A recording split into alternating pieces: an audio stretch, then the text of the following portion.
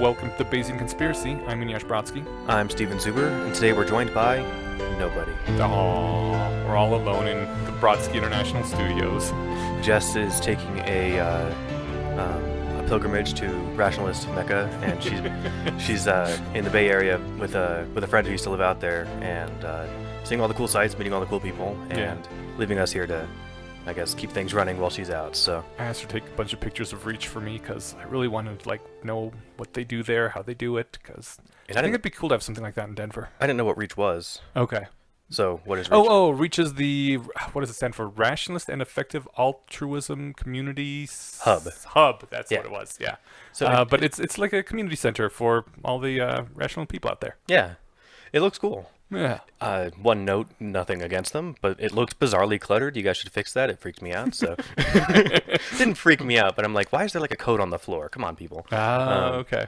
But no, it looks cool. So is this just like a space that someone rents that anyone who wants to come in can come in and hang out? I have no idea. In fact, if there's anyone listening who knows about Reach and would like to talk to us about it, I would love to hear about that. Cool. And maybe do an episode on, how you can start a little community center thing.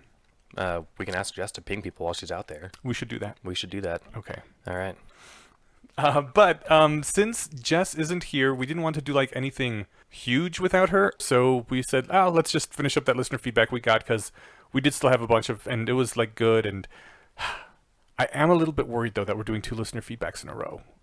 You don't think it's still content? It is still content, but let us know in the comments if you hate us doing comments for 2 episodes in a row. Yeah, seriously, because I wanted to wear people out with oh god, another feedback episode. It's like back in the 80s and 90s, every now and then they had a filler episode where they would just show clips of oh god, clip episodes. If they did 2 in a row and you're waiting week by week, that would suck. I know. But this isn't a clip show. We're not showing our greatest highlights. We're visiting. No. We're continuing conversations. Yes, we are. The other benefit of doing it now is that a lot of these were, some of the comments from these were from older episodes before Jess was on full time. So I don't know if we actually have any that old, but whatever.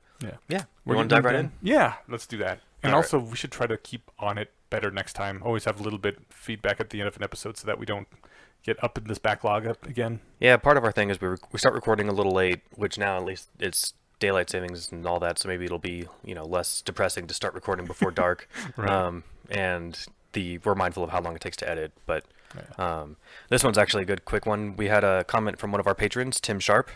I'm pretty sure the full names are on Patreon. So anyway, so Tim wanted to say thanks for the bonus content. I guess that's a reminder that we do put out some stuff. We try to put some out every episode. Anyway, so Tim says, thanks for the bonus content. By the way, are you planning on updating the website? As much as I loved Katrina, she hasn't hosted in ages. And on a related subject, I'd love for you to bring her back as an occasional guest. P.S. Welcome, Jess. So we do have news on that. Jess is on the website now. Oh, is she on the website now? Oh, I thought you said you were doing it. Right. Jess will be on the website by the time this airs. Yes, exactly. And yes, she's our new full-time host, and she's awesome. I'd love to have Katrina on at some point. I know that she's been busy. She's got, she's had a career, she's had a kid, so... Yeah, she has a brand new infant right now, which is taking up, all of her energy. We can have the kid on the podcast. I mean... We can... Dude, it'd be cool if we got his first words ever on the podcast. Bays. Easy to say. That's right. Actually, I think the S sound is pretty hard for kids. Yeah, probably. But if she says bay, we know what she really means. That's right. Yeah, so that's the first one. That'll be updated. I'll get a picture from Jess and a little blurb, and that'll be done. Deal. Cool. All right. David wrote into the podcast email and said, since Eneasz seems to be in a very similar place to me a few years ago vis-a-vis news, fake news, and social media, that is to say we don't believe anything we read, etc. Since I managed to get out of this hole, I thought I'd share my winning strategy. Quite simply, I have a one-strike, you're-out policy when it comes to unfollowing/unfriending people. If anyone shares anything which seems like they shouldn't have shared, I unfollow them. This includes fake news which is factually correct but so partisan that annoys me, and, well, anything that makes me wonder, why the hell am I seeing this? I actually know somebody else who does this, or more or less. I think Matt Freeman and I were talking about our social media strategies. Yeah. And I don't think he has a necessarily one-strike policy, but he's working on curtailing his input. Yeah. Or maybe that was me who said something like that, and I'm projecting. So I won't put words in Matt's mouth unless he wants to back it up. I do something similar. It's for me, it's not one strike. I'll give someone a few swings, but yeah. I have got at least 3/4 of my list is unfollowed, and Sure, it does make things better, but I don't think it necessarily solves all of the problem about what news you can believe. Yeah, that's true, and it's tough. Like in the other hands too. I mean, I think maybe one strike might be too severe given the source. Like if one time Neil deGrasse Tyson shares he complains about how Thor's hammer is too heavy or something. I'm like, that doesn't necessarily mean I'm not going to see what he posts anymore. This is right? why I never followed him in the first place. Oh, he's I might have mentioned this before, but he's fun in that, like, some people find it annoying that he rips apart movies for how bad their science is. Yeah, but I mean, that's his thing. That is his thing. Yeah. And when he had Andy Weir on his podcast, he told Andy that I was really impressed with like how little criticism I had to draw with the science in your book, and he's like, you know what? When I revised it, or maybe when I was writing it, I wrote it with you ripping it apart in mind, and I'm glad it passed. Cool. So I mean, he made sure to double check all his stuff, which I think is pretty good. Quick side note: when I left Facebook, I still have an account, but I haven't posted in a couple of years. I think many people had done what you did to me, which is unfollow me, because I very rarely shared anything worth seeing. And the whole time Rachel was in New York, we would, instead of like sending each other pictures of cute animals and stuff, we'd post them to each other's walls, which shows up as activity that other people have to see. And they're like, I'm sick of seeing 3 fucking dogs a day from Steven, so bye. Cool. So I don't think I was Who missed. could ever get sick of seeing 3 fucking dogs a day? That's a good point. God, Yeah. a monster. Yeah, that's fair. Yeah. You don't want to be their friend anyway. Forget those people. I don't know if you want to do the second half of this or not. Yeah, sure. He says, it is amazing. My social media experience has become so much better since I started adopting this policy.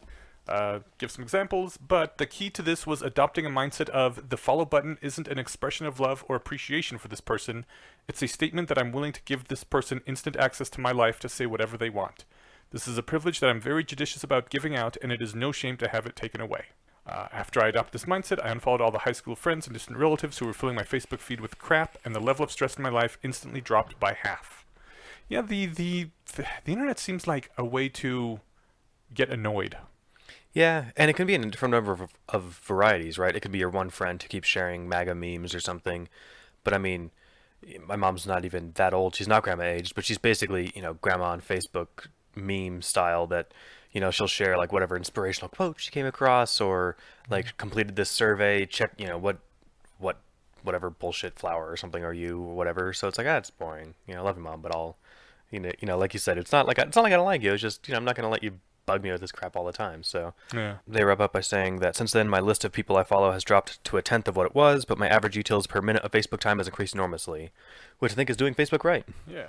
They also posted something, but since Jess isn't here, we can't address it yet, but there was, he wants to see our reaction to it, because it was the best reputation of universal basic income that they've ever come across. Ooh. So that sounds like fun, so I've got it still saved. We'll hit it next time. We'll hit it at some point. We'll do a UBI episode at some point, for sure. Yeah, totally. All right. Because I'm not an economist. No, but we should totally do that. I mean, the biggest problem that I know of with it right now is the fact that it's just not feasible. Considering how much it would cost, we don't have the way to pay for it. Is it a ripping apart that addresses something other than that? I didn't read it. It was a link. Oh, okay. Yeah, so we haven't checked it out yet, but I mean, yeah, that's my thing. Is I'm not an economist, but I am a socialist libtard. So if someone says, "Hey, give everyone free money," then I'm all for it. Yeah, but you can still do math, right? Yeah, but like it's. I don't know. It's one of those things that there's arguments about. This does seem like the kind of thing that would actually boon the economy. I'm again not an economist, but my understanding is that if you're working at McDonald's making about $1,000 a month right now, and then Andrew Yang wants to come on and give everyone $1,000 a month, well, then McDonald's is gonna have to up their wages to keep you on board, because you could make exactly as much money sitting on your ass at home. Right, but those the extra wages come from somewhere. Yeah, probably from McDonald's. So they'll cut their profits down from $7 billion to $6 billion next year or something, right? More likely they're going to increase the prices. The profits might go down. But people could afford it too. So if you're, I mean, can people afford it if they're only making $1,000 a month? But if they're suddenly making twice what they're making, if they're making $1,000 before UBI, then suddenly they're making $2,000 a month. Yeah. Then they can afford another 99 cents or whatever per bread piece of McDonald's. Yeah. That said, I had a McGriddle on the way over, and it was amazing. So I don't eat that much fast food, but I was craving it. Just quick warning to all our listeners: don't eat any McDonald's. Don't listen to Eneasz. We have fairly decent health and safety food standards here in the United States. Oh, it's not the health and safety. It's not the safety part that I'm worried about. It's the health part. Yes. I think this is my general. I guess thing. like once a month or something. That's basically the rate at which I eat it, if that. I mean, so like the whole thing with fast food phobia. This is my skeptoid adjacent rant. That there have been people who have done McDonald's only diets and lost weight. The idea is just to eat in proportions that don't make you sick. Like that shockumentary with Morgan Spurlock, Super Size Me. Yeah. He wasn't, first of all, he had a pre-existing condition that made him get sick and have to quit partway through. That was his liver issue that he disclosed up front. Oh, okay. And so if you're eating a diet that's rich in whatever, I'm guessing fats and salts or whatever, it would be rough on his already damaged liver. But the other thing is that the average person doesn't. So part of the gimmick of the show was that if they offered, do you want to supersize that, which I don't think McDonald's even does anymore. I haven't heard of a supersize. No, you're right. I haven't heard them. Well, I haven't been to McDonald's in a long time, but I've been to some other restaurants, and they don't ask that anymore. I don't think it's a thing. I think maybe this documentary did that, which cool, whatever. But the thing was, if they said, "Do you want to supersize that?" he would have to say yes, and you'd have to try and eat it all, which is not the experience of your average eater, right? You usually stop eating when or shortly after you feel full. Yeah. So you're not sitting there gorging yourself, throwing up, and then eating more. Well, I mean, the main the main concern I have, I guess, with fast foods and those sorts of foods is that they seem to be optimized to not make you feel full until you've had too many calories. Like you get a 700 calorie burger or something, and it doesn't feel like you've had that much food. And it just always seems to be that if you eat until you're full, you will overeat at those places. That's probably fair. I mean, I typically don't, like, I'll get one thing and drive off, so I'm not hanging out and then, going back for more or something. Yeah, but if you drive off and you're hungry, next time you'll get two of the thing, right?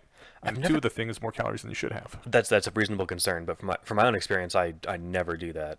I always know that, like, if I don't feel full 10 minutes after eating it, I will 30 minutes later. The other main thing about fast food, or restaurants in general, is the portion sizes of beverages. Oh, yeah. I never get sodas. I drink soda very rarely, and I'll never get a large soda at McDonald's. That's like, what, a liter? So I'm not going to suck down a liter of Mountain Dew or whatever they have because that's going to be more calories than your Big Mac and your fries, right? Yeah. Sugar water is really cheap, and they make a decent profit off it. Yeah. Oh, yeah. It's like 17 cents a cup or something on their end. So. Yeah. Anyway, that's all right, last thing on UBI, that just to prime us for our conversation on it later, that one thing that I like about raising minimum wage and laws that do that is that since UBI is more of a pie in the sky goal, raising minimum wage is a step towards that. Okay. So like, yes, there's other economic issues with just that aspect to make poor people less poor, but it's a step in the right direction. Okay. And I don't know if it's a step straight towards the right direction, but it seems to be a positive step. But again, not an economist, so maybe we'll have one of those on when we do this. We might as well. Yeah. We know some people that know some econ stuff. We do. All right. Alrighty. Let's go on to Pearl Geek. This is from the subreddit. This is from the subreddit, yes. Pearl Geek says, there was some talk about how you should enjoy life at a young age rather than optimizing for a good life when you're older, since you're not that healthy, etc. anymore. I'm not sure I necessarily said don't optimize for when you're older, because you're always going to get older, so it's not a bad idea to optimize for it. But I might have said something like that. We were kind of saying like, man, it seems so weird to just work constantly and be tired all the time when you're young, just so that when you're old you can be tired from being old but not having to work. Yeah, and like the thing is, like, you know, traveling is harder because it's harder to carry a big backpack or go hiking or whatever it is you like can do while younger. And isn't it just me, or are emotions muted a bit the older you get? I think it depends on the person. Okay. It's definitely been true with me, but Yeah. I'm hoping that turns around a bit at some point. Well, so. I mean, on the one hand, it was good when I was, in the middle part of the late part of being young, because early young, the emotions were fucking out of control. That was not a fun ride. But now it's starting to almost get to the point where sometimes I'm like, I think I kind of miss, some of the more intensity of like 10 years ago. Yeah, I try to tune into that and make those happen when I can. Yeah. Oh my God. So maybe we won't enjoy the traveling as much when we're old, because we're like, seen this. That could be. And another part too, maybe they feel it the same, but maybe it's just kind of like exercise. Like if you've been through enough shit, then like, oh, this sucks. But it's, Right. back when, when my grandma, was living through the Great Depression and literally sharing bath water in a house without electricity and that sort of stuff. It's like, oh yeah, I don't know, insert minor tragedy here. It's like, yeah, I went through that shit when I was 10. Like, It's not as bad as going uphill both ways to school in the snow. That's right. And it's not as good as that one weekend with that one girl. Speaking of salient emotions, can we sidebar really quick? Sure. I mean, try and stop me. I finished Red Dead Redemption 2. Oh my god. No. We're sidebarring for a video game? This is an important video game because it ties into emotions. All right.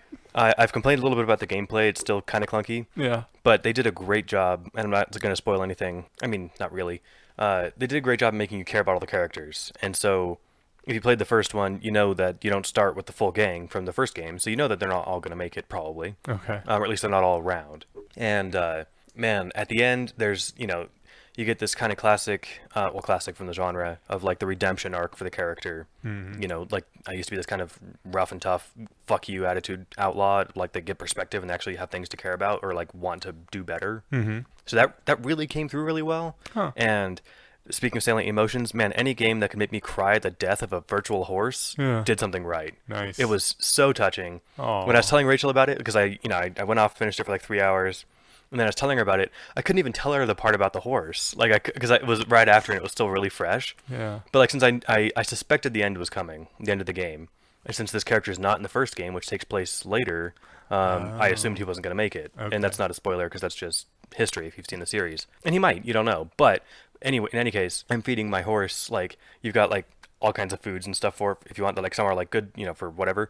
But I'm giving it like sugar cubes and stuff, and I'm like, I hope, be happy. And you really develop a relationship with the horses. That does a good job at that. And hit me right in the feels, man. So where were we? Oh yes, old people have fun and emotions was the point that Peer Geek was making. Oh yeah. Pearl Geek, excuse me. It turns out, continuing the post or the comment, it turns out that young people have a tendency to underestimate how much they will both enjoy life and cling to life when they are older. I currently have trouble finding sources for that, but this at least touches on the subject, and there's a link. Also, being old can be a surprisingly long time span. For me, the limit of old was our German historic retirement age of 65, but many people live to be 80 or even longer, so 25 plus years of being old. So I'm officially accusing Eneasz and Steven of unscientifically unsound ageism. With a smiley face. Yes. So I did reply to that one, and I found that super comforting. If it turns out that research supports that old people are happier than I suspected, that's great news, because I might be an old person someday. I've heard that old people are fairly happy, most of them. Yeah, that's good. I mean, you don't have all the stress of life crushing down on you anymore. Yeah, certainly once you're retired and if you're doing okay. There's the other benefit, too, that just like... You can do what you want with your life. Yeah, and I had something for this. I do have to say that I am in general terrified of the whole aging process, and being as I'm like kind of the oldest amongst my friends with one exception, well, either the oldest or everyone else is on par with me, right? Again, with one exception, it feels weird, and I'm feeling my age a lot, and I do not like it at all. And maybe you'll hate it less when you're older. Yeah, it's hard to say. Maybe it's like, from my limited perspective, I've had like body mechanic related issues for like 15 years, and at a point you kind of just get used to it. Yeah. And like in that sense, it stops sucking. Like it's just like, all right, well, I mean, it's like I couldn't jump 3 feet in the air before, and like so like if you could never jump 3 feet, then like not being able to doesn't really matter. So like if you can't do something that you could have done 15 years ago, after a while, it's just again, that's just not something my body does anymore. I hate the whole getting infirm and not being able to do stuff, and like everyone gets, I hate to say this, but uglier, and it just, everything about it sucks. I guess there's some good parts of it, but God. Well, I think the good parts are like, other than, I mean, I imagine that when you stop being attractive, whenever you get old enough to like, not be super sexually attractive, you're also probably not super sexually like active. Actually old people sex happens, but it's not. I mean that in the sense that my fiance she's worked in geriatric social work for like the last 5 years.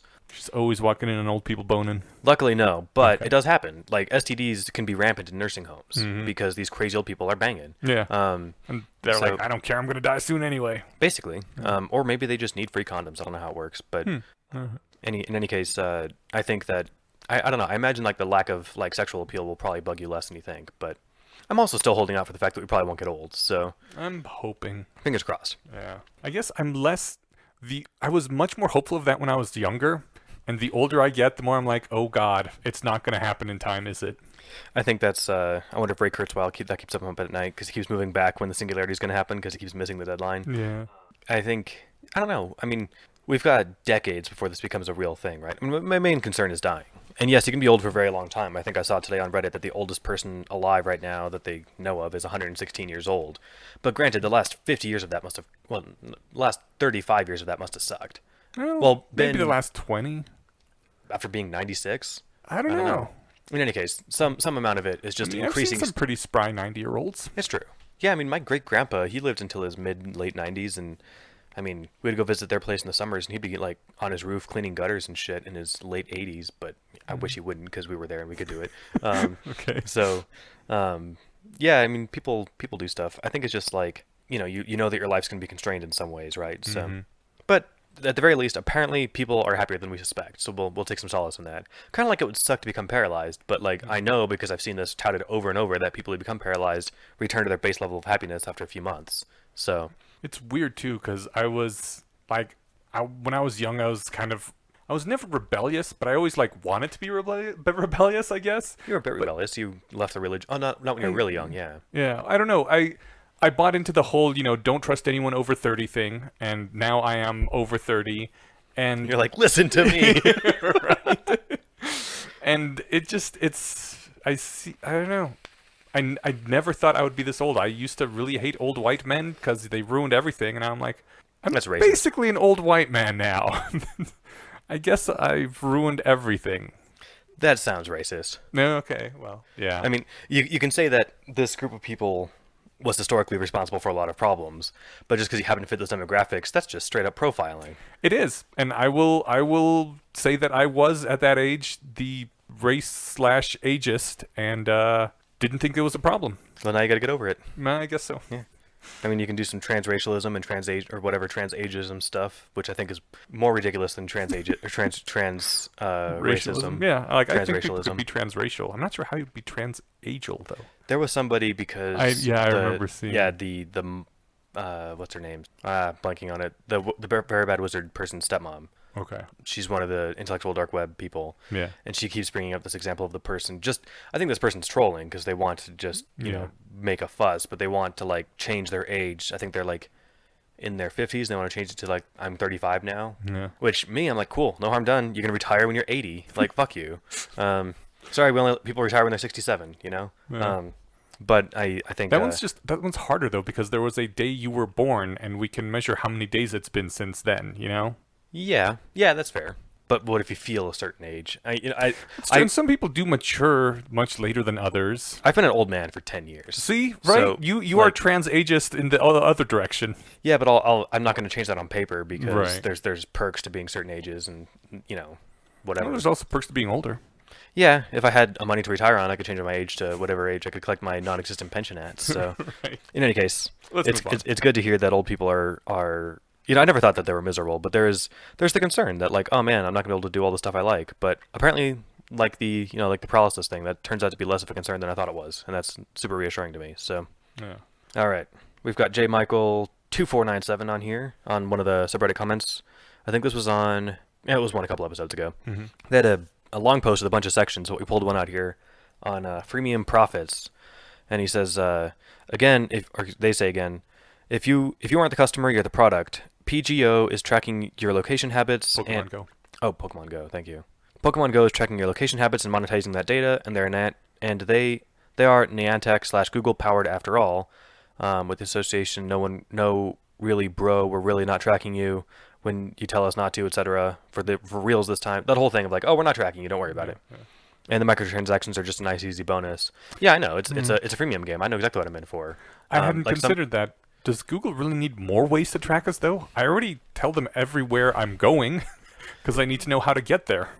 I think there's that, and the other thing with Pokemon Go that monetizes it without you paying for anything is that Pokestops are not necessarily even most of them, but a lot of them are in businesses. Mm-hmm. Like every Starbucks, actually, a few months after launch, is now Pokestop. So is every Sprint store. Yeah, and they pay for that. Yeah, exactly.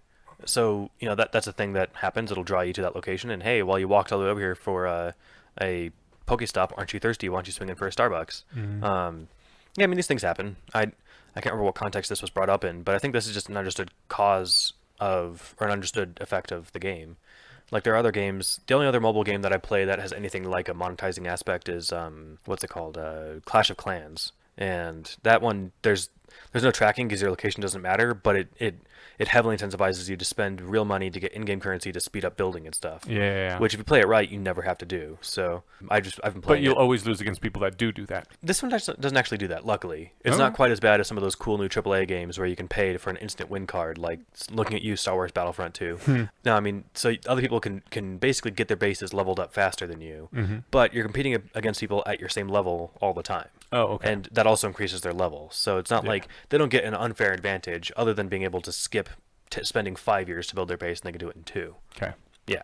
Or right away if they're fucking millionaires. Right. So this was a comment that came in maybe a month or two ago on episode 56, which is the one where we had our guest Vivian on to try and explain to me what like privilege was and offense and all that stuff. Yeah. And Bob wrote in saying that, in a sense, I'm glad Vivian expressed her views because I always thought that, quote, privilege, unquote, narrative is cloaked in racism and perpetuates everything wrong with it. Is cloaked in racism and perpetuates the very thing it purports to seek out to solve. I feel more secure in my view than ever. The term punching up betrays a mentality here. I'm a white guy, you're a black guy, well, of course I'm above you. Yuck. This view is despicable and minimizes people into little more than members of a tribe. This wasn't rational, it was nonsense. I agree with most of that. I will say that the phrase punching up, I think it doesn't necessarily mean I'm above you, you're below me. It's that society has me above you, and therefore you below me.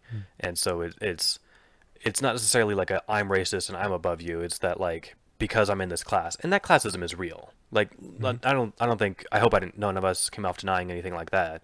And it sucks, and it's like, I mean, obviously that's a stupid thing for me to say. So it's the problem isn't that like this isn't real or this is a bad attitude to have. That's socioeconomics, right? And they're too often in today's day and age, hopefully this will get better in the future, derived along racial lines, which is insane. And so people can I think the slippery slope to fall into is to say that like this is every person's fault or this makes every person a victim, right? I was listening to NPR about a month ago or so, and they were talking about Taylor Swift, and it was something along the lines of kind of not attacking her, not like ripping into her in the whole Jon Stewart eviscerates way, but they were like really going at her for, you know, being this white lady and not using her privilege correctly to help out the minorities and benefiting from the system and all that. And I was like, wow, man, they are hating on Taylor Swift. And then someone mentioned, yeah, but she's done good things for the causes of women. And it was like, oh, yeah, no, she's, you know, as a woman, very empowering for women and everything. I was like, damn, that was some fast backtracking. And it was just interesting to see, you know, the quick switch as to whether she was the oppressor or the oppressed class, and just changed on which lens they were using.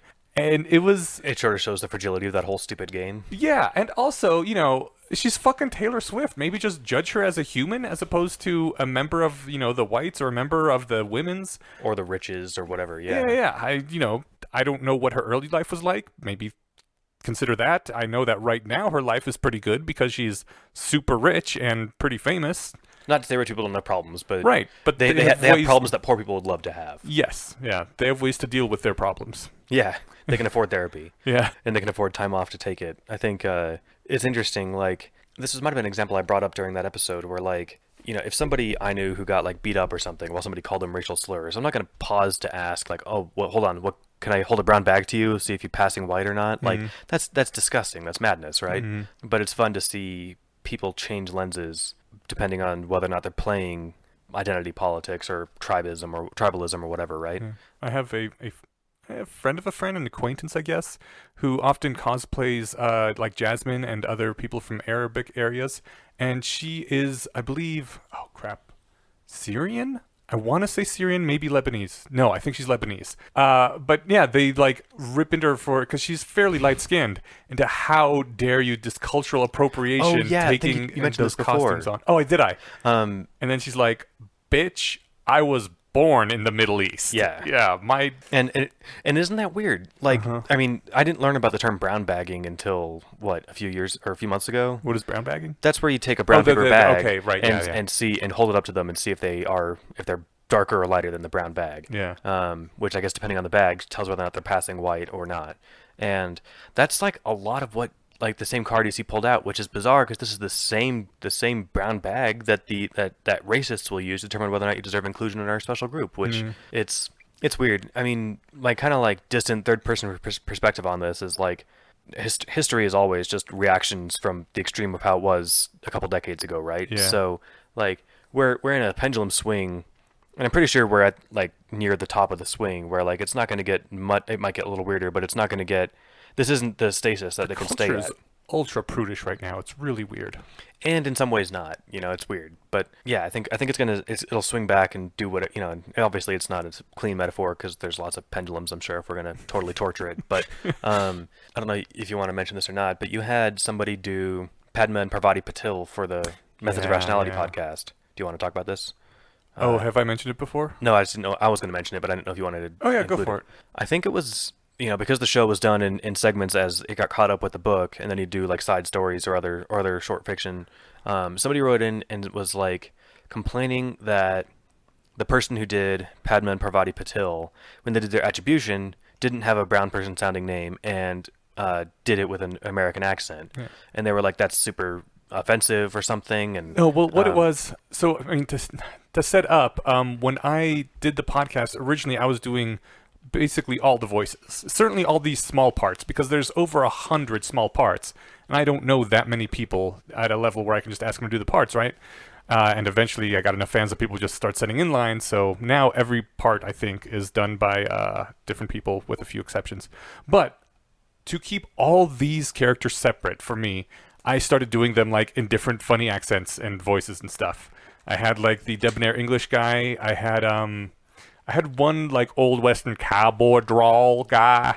Was that Ron? No, that was not. Ron was the surfer dude. That's right. And for Seamus, I had a terrible Irish accent, which was kind of like a mashup of the Lucky Charms guy and Groundmaster Willie from The Simpsons, which is literally what I based the accent on because those were the only two people I knew who turns out those are two different countries anyway. But at the time I was like, Scottish, Irish, same accent, right? I'm just kind of mash up the two of them. And anyways, there was a lot of like funny accents and just goofing around playing with the thing so I could keep them separate in my head. And eventually, like, I started getting a few other parts, specifically the female parts. I just could not do female voices. You couldn't do 20 of them. That too, yeah. Exactly. That was the thing is, during the Spew arc, there's, 8 main women or something? Yeah. So, good luck doing 8 convincingly separate voices, Eneasz. Yeah, so I got, I tapped, like, a whole bunch of friends, and since I was doing, like, silly voices and shit, then they were playing along with that too, and this one girl was like, oh yeah, Parvati Patil, I would love to do them. And she like went on YouTube and tried to do, more or less the best accent she could, but it's still sort of a humor piece, right? So she was just having fun with it. And it wasn't until, I don't know, the series was almost over when I got this feedback that someone said, I was listening to the Harry Potter Methods of Rationality. I was having such a great time. I was loving all of this, identifying with Harry. And then I hear this accent come on and my heart just drops because it's the same accent that people in high school would always torment me with, and you're like, oh, you go, I'm booing, and I was like, oh, fuck, and I just felt awful. So okay, that's I went and got that changed as quickly as I could after that. I didn't have the whole story. I thought that it was just some stereotypically white social justice warrior complaining that you're doing this on behalf of other people. Oh no! If this was somebody and they were saying like, man, this was the shit that people mocked me with, like that, or even if it was like somebody, what I'm getting at is it came from a place of like genuine like personal notice rather than like, if it was just like someone saying, oh, that's culturally insensitive, I would have been like, whatever, bite me. See, that's what I thought you were capitulating to. No. Okay, so that's different. All right, so that makes it better. I forget how we got on that. Because we were talking about cultural appropriation. That's right, yeah. Oh, and the brown bagging, whatever. Yeah. So I brought that up because I told somebody that story, and I gave them my wrong version of it, that it was just somebody who wrote in. But that it didn't actually matter. What they said was like, well, yeah, why didn't he bring an Indian person on to do it?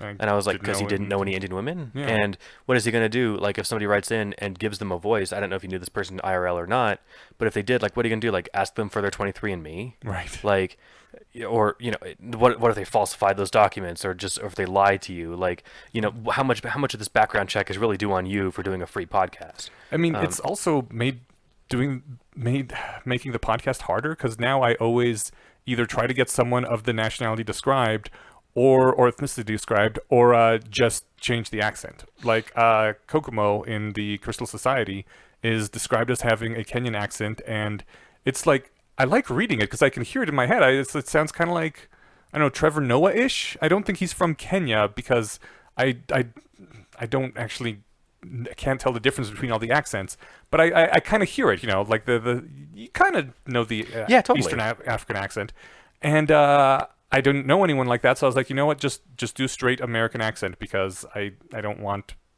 to ask someone to do a Kenyan accent and get it wrong and have that sort of thing happen again. So yeah, I've had to look a lot harder for people, and if I can't find someone, then I just don't do an accent, and it's kind of a bummer. But which sucks, because it's also kind of like erasure too, right? Yeah, and so it makes characters that were ethnic white. Or sounding white anyway. Yeah, I mean, on the other side of that, sounding mid-American. Sorry, when there's lots of flavors of white. When you're doing it on a budget of $0, like, you can't really afford to do casting calls. Right. So it just kind of turns into what it is. I had something on accents and stuff. Damn it, it slipped my mind. Anyway. I miss accents, because accents were always fun, and I don't even think for the most part they're like making fun of people that much. But comedians almost always do accents of some kind, and it just makes a set better. And you can do it in a way that's not like mean-spirited. Yeah. If you're talking about some guy from Lallybroch in Scotland, you can do it with an accent. Exactly. But it doesn't, that I wasn't saying something disparaging or making a racist joke or whatever, right? Yeah. Yeah, but we'll see where things shake out. But having heard that it came from an actual person's place of like, man, this kind of actually hit me, then that actually changes my whole perspective on it. So. Yeah, I didn't want anyone to have their methods of rationality experience ruined by something like that. Totally. That's awesome. Let's see. Oh, yeah, because we were talking about the whole episode with Vivian. Yeah, which, was learning experience. I mean, it was a conversation that I had enjoyed. I mean, I thought it was a good episode. We had a lot of feedback. People like, what the hell was this? And there were a few people who were like, you know what, I don't want to be involved with this. Right. Someone thought that, like, if they're replacing our third host, then I'm leaving and I'm taking my Patreon money with me, which was... I think it was... Wasn't it one of the people that did some of our music? Yes. Yeah. That's right, And yeah. they're like, we'd rather not have our music associated with us. And I explained, we cover a lot of topics on this, and we like to hear from the people that actually hold these positions. It's not that we endorse them, but, everyone gets to say what they want to say and not be censored. Yeah, if they're going to be cool about it, most people can. Yeah, and it's important to get all the perspectives. And they're like, oh, okay, yeah, that's cool. No, I'm totally with you. I was like, cool, rock on. I'm glad we're seeing the same thing. But, yeah, I wouldn't want that to be a constant feature, It was an interesting episode to have.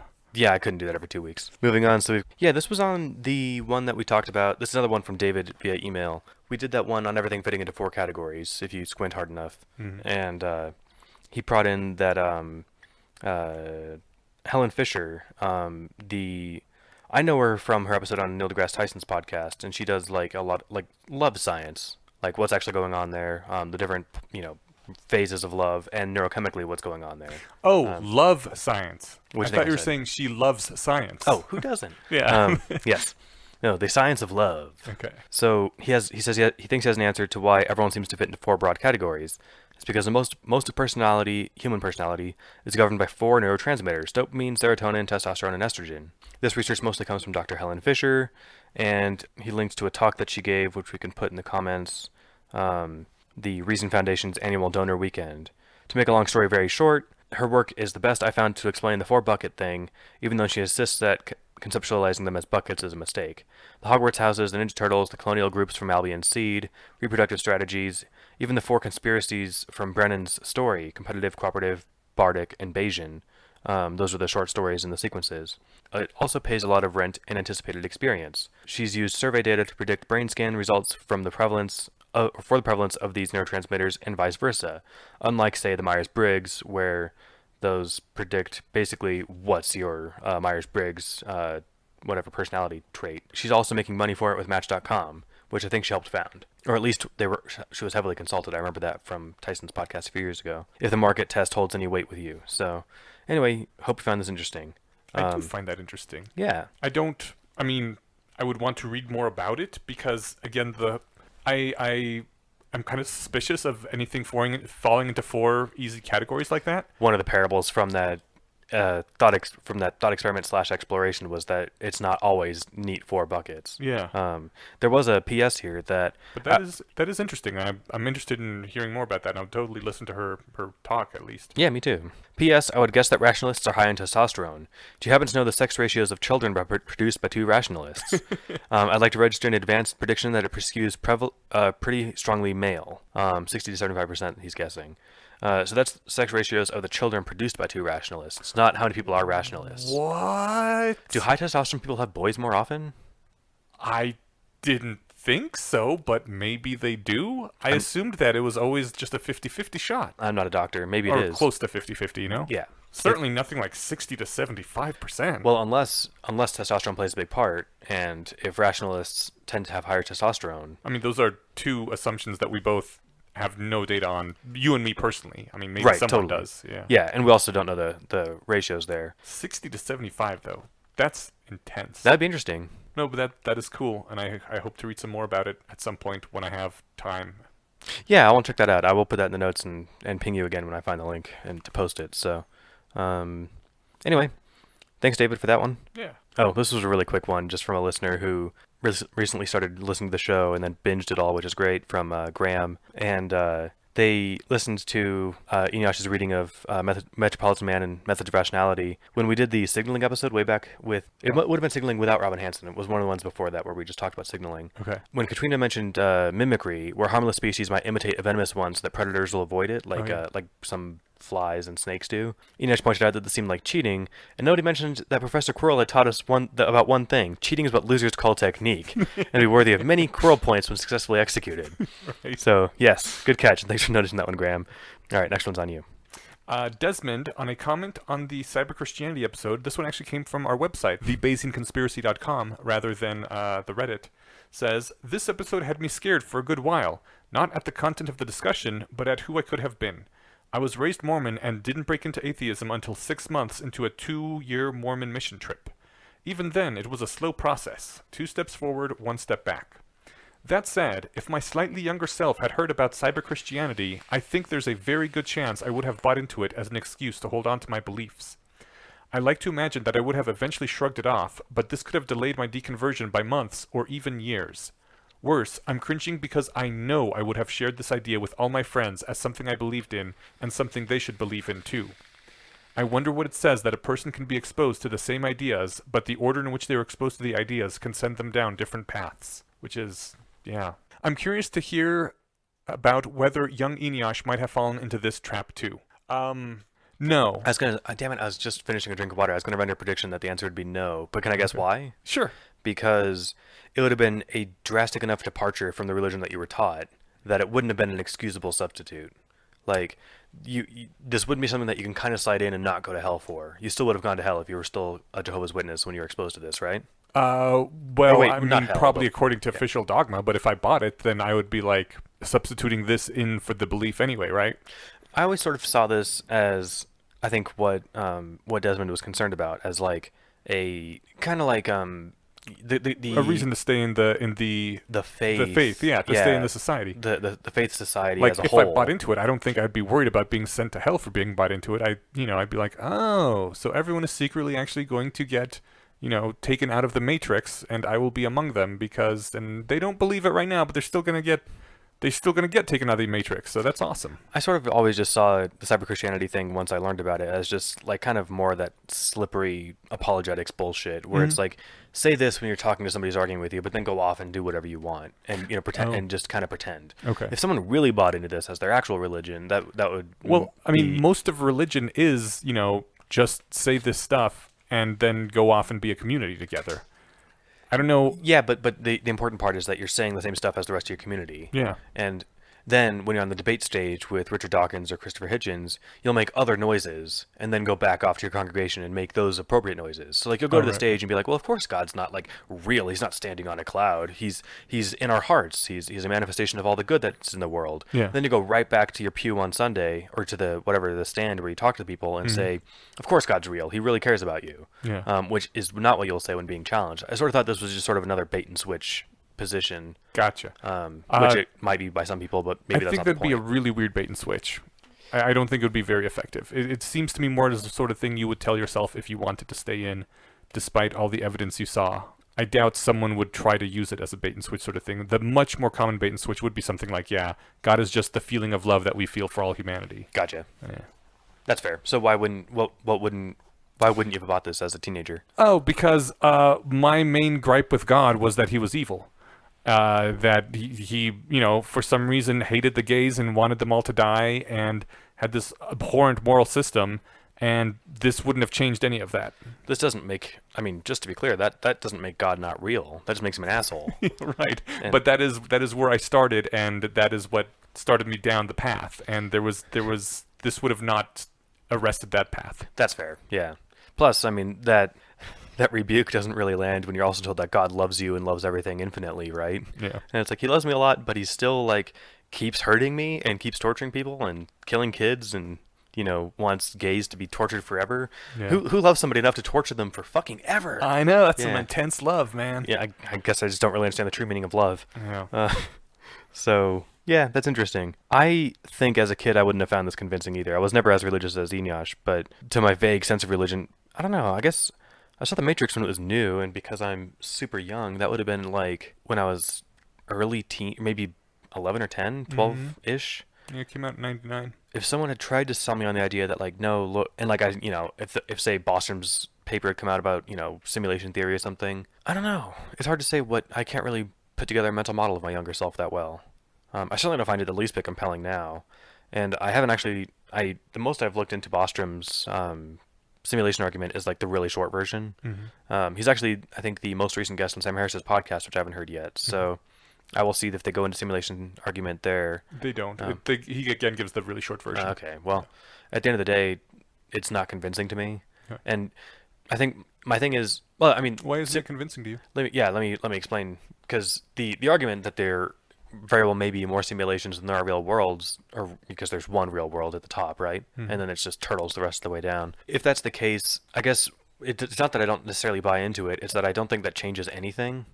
I feel like I'm still in relation to other people and other minds, and like whether or not like if you're in the Matrix, which is a really easy way to distill this thought experiment, and you're being a dick to somebody, you're still being a dick to somebody. Right. The other person's a mind in a vat too. Yeah. It doesn't matter where their body is. It just matters that you're being mean to them and you're impacting their mental states in a way that makes them less happy. But that's not a refutation of the simulation argument. No, You're saying that even if it was true, I wouldn't change anything. That's what I meant to clarify. Yeah. So it's not that I don't have a solid refutation to his argument. What I do think is that it doesn't change anything for how I'll live my life. Okay, so you just don't really care. Yeah. So and it's also not something that I could ever transform into like a religion that like, oh, when we all get out, or when all this changes, or when they patch the really shitty death bug that's in here or something, right? Yeah. I've got nothing like that, and my current conviction in that theory isn't going to change any of those perspectives yet. So.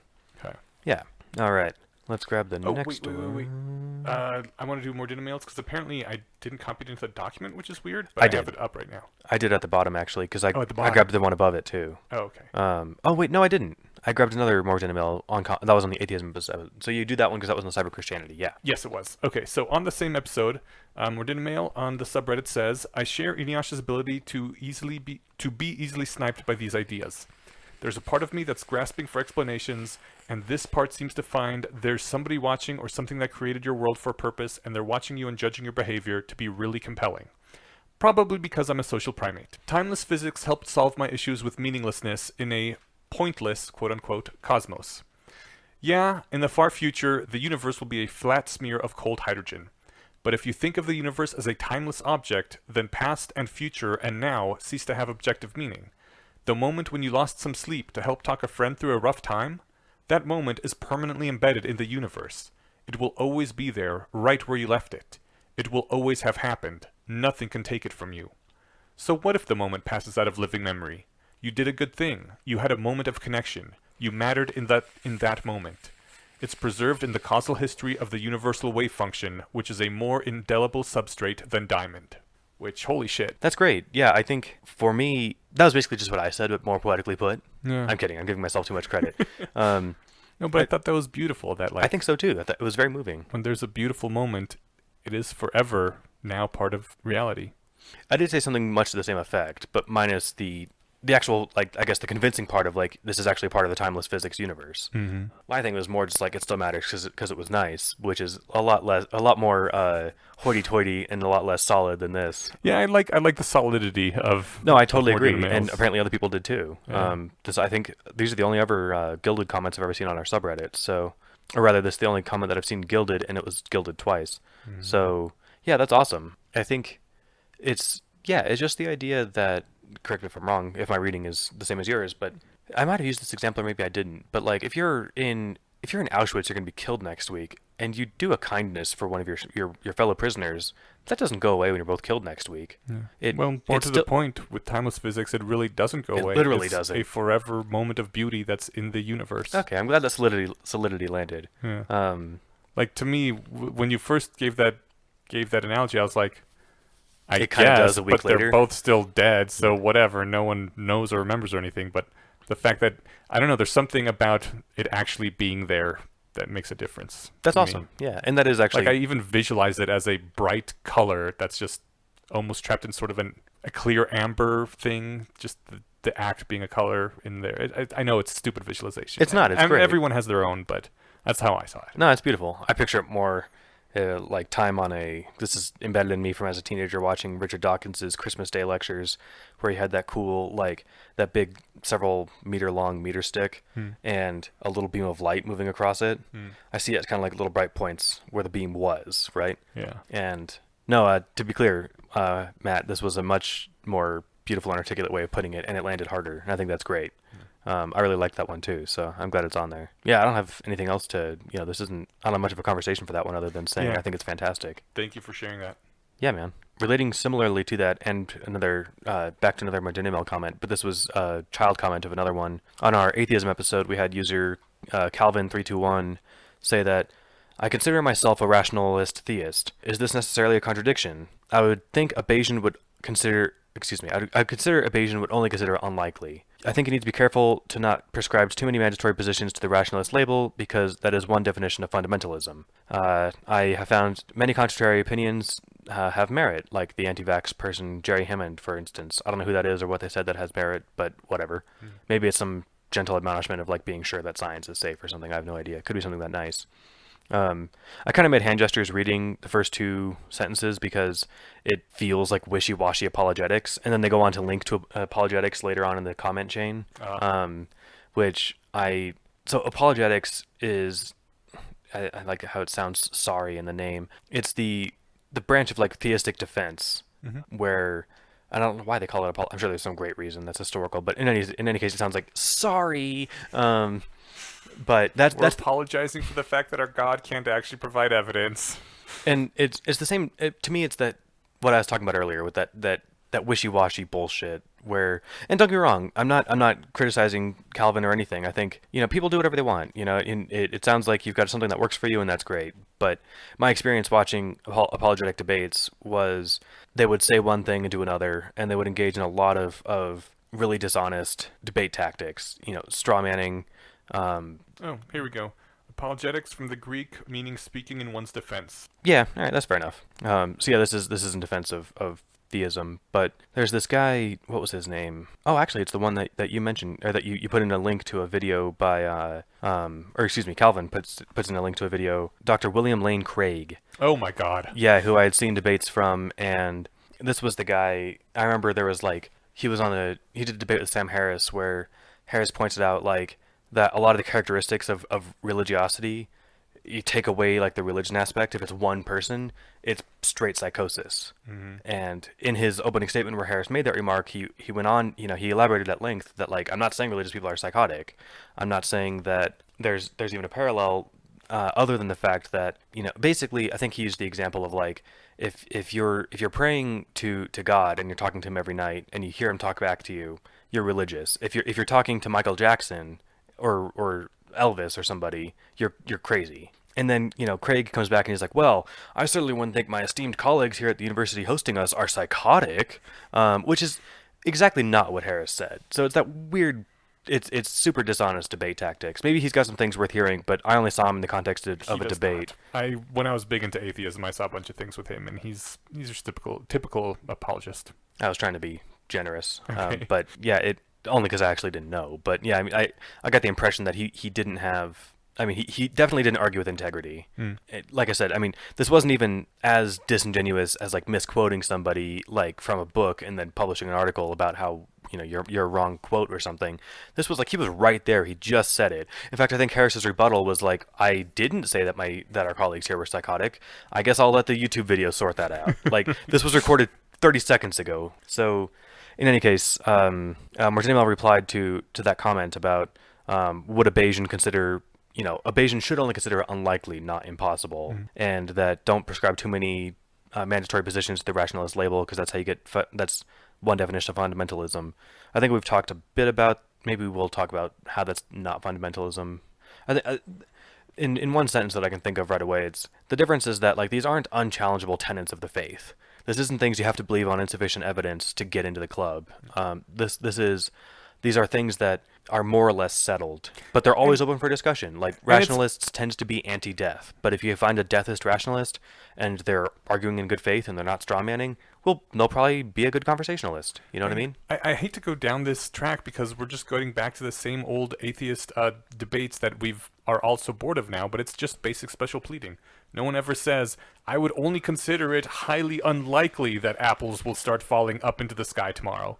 There's some things that you're just like, yeah, that's not going to happen. For all effect and purposes, it is zero probability. That was Mordenimel's reply that I liked here. He says, I suppose we're all rational theists, and that we all assign some non-zero probability to the possibility that the world, or the universe or something, was created by an agent rather than purely consequence of physical laws. We were just talking about simulation hypothesis. Right.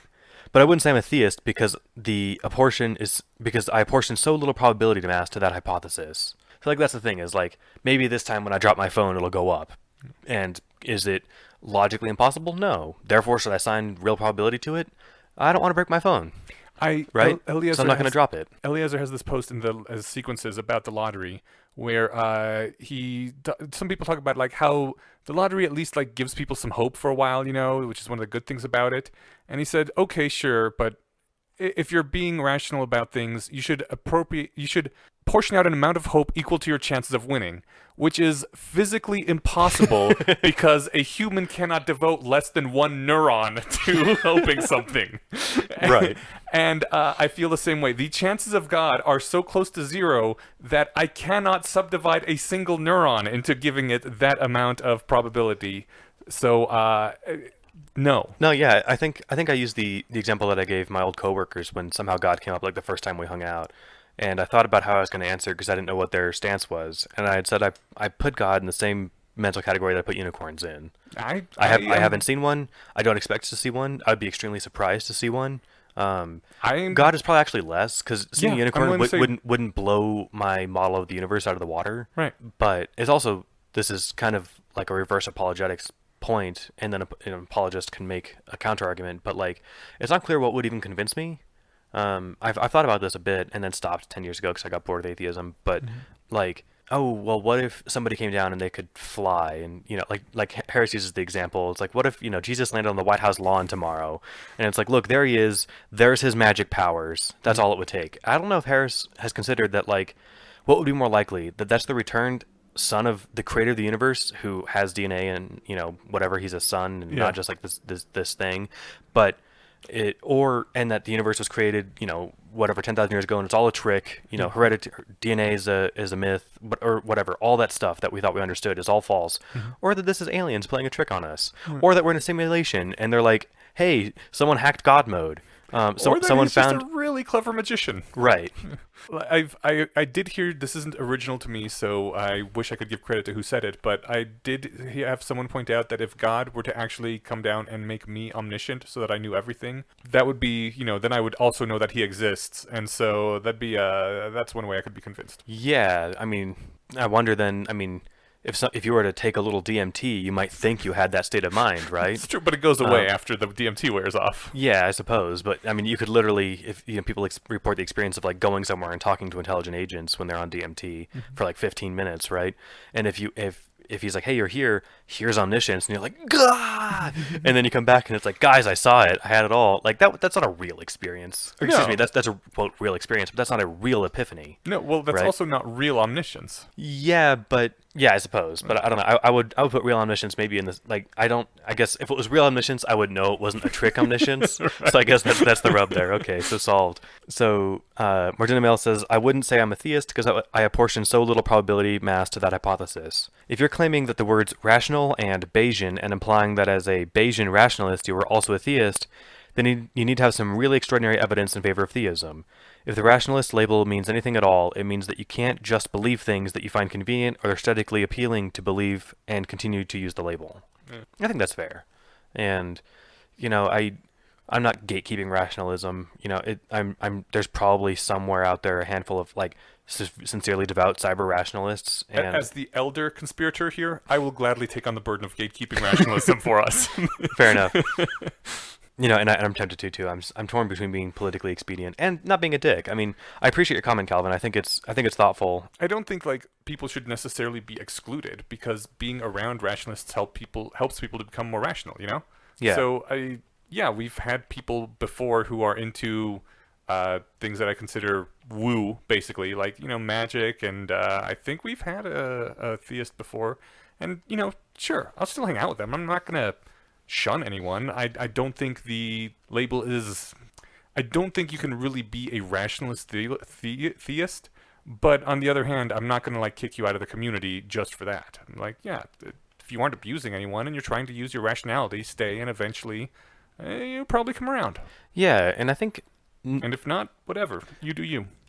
Yeah, and in not so many words, I think it's not that it's like because we don't allow that nonsense over here, but mainly because it's a contradiction and like you're just not getting it. Mm-hmm. It's like saying like I'm a martial artist and I'm a black belt, but I can't move or I refuse to move or something, right? Okay. And it's like then you're not gonna be able to beat anybody up. It's like, oh, that's not the point though. I'm really a black belt, and it's like, or yeah, like you came into an accident and you couldn't move anymore or something. It's like, sorry, you're not a black belt anymore. Mm-hmm. Like, because if part of the test of being a black belt is that you can beat up a blue belt and you can't do that, well, then it just happens to be that you can't. So it's like it's just kind of a contradiction. Former black belt though. Yeah, absolutely, sure, but And it's about an title to have had. and it's about analogy I made up on the fly. I think I don't know, like I think the way that this works in some circumstances when you're talking with people is like, what's something that you don't believe in? And usually it's like aliens or Bigfoot or Loch Ness monster or something.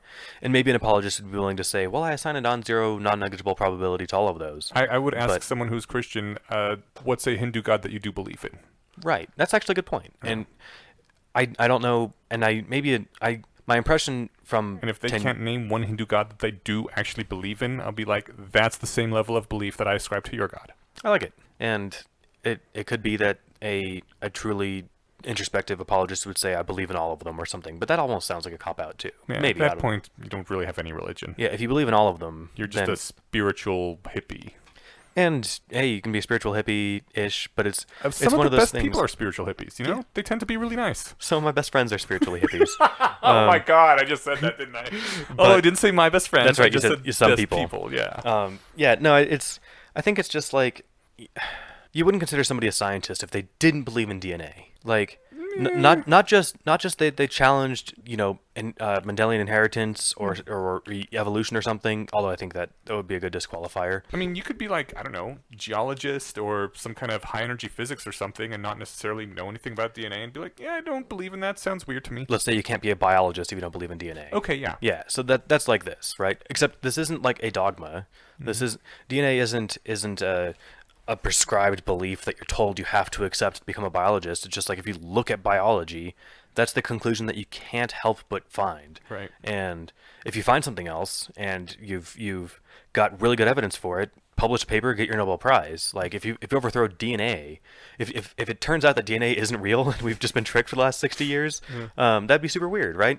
And somebody'd be really interested to hear that. But it wouldn't be enough to say, well, I assign a non-zero probability to the fact that DNA doesn't do anything or isn't real. That's not a belief that even pays rent, you know? Because if you're going to behave in the rest of your life like DNA is real, this analogy is not becoming tortured because most of us don't care that DNA is real. But if you were a biologist going through your career, you would have to keep making it's a whole thing. So anyway, I thought it was fun, and I really liked Morgan Mail's contribution there. So let's wrap this up with some GPT-2 comments.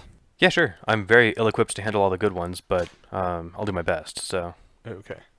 So we had some skepticism on the GPT-2. Chebatron says that in responding to, I think it was responding to Mordina Mail, saying GPT-2 knows that the semantic tokens it uses are related to each other by rules, each token having its own rules. And at this point, people were starting to discuss, like, what does GPT-2 know, you know?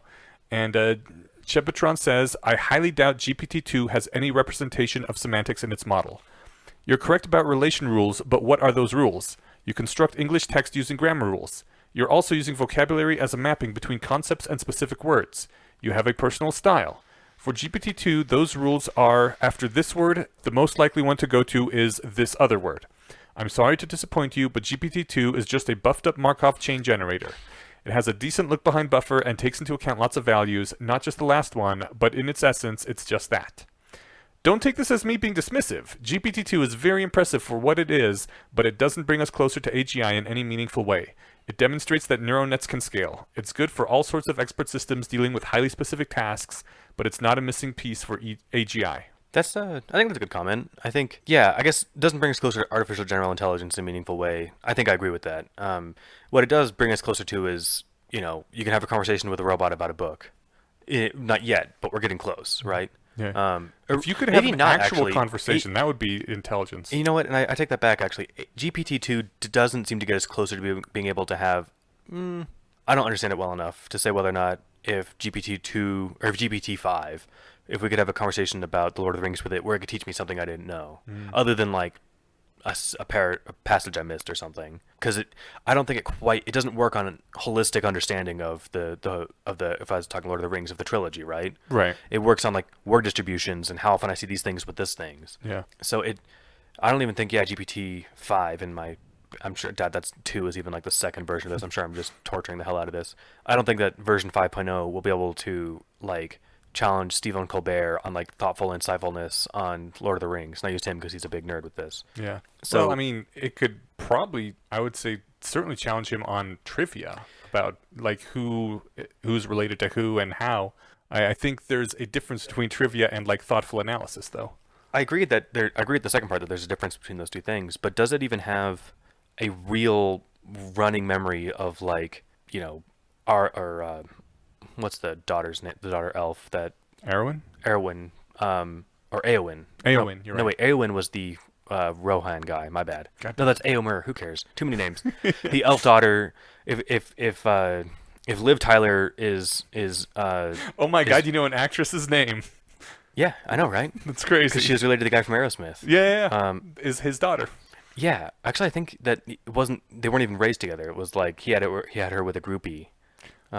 Really? Don't. I thought it was like a model. I mean, she is related to him. I think, but I don't think that they grew up together. I don't think that he was like her father. I think that he was her biological father, but not like her.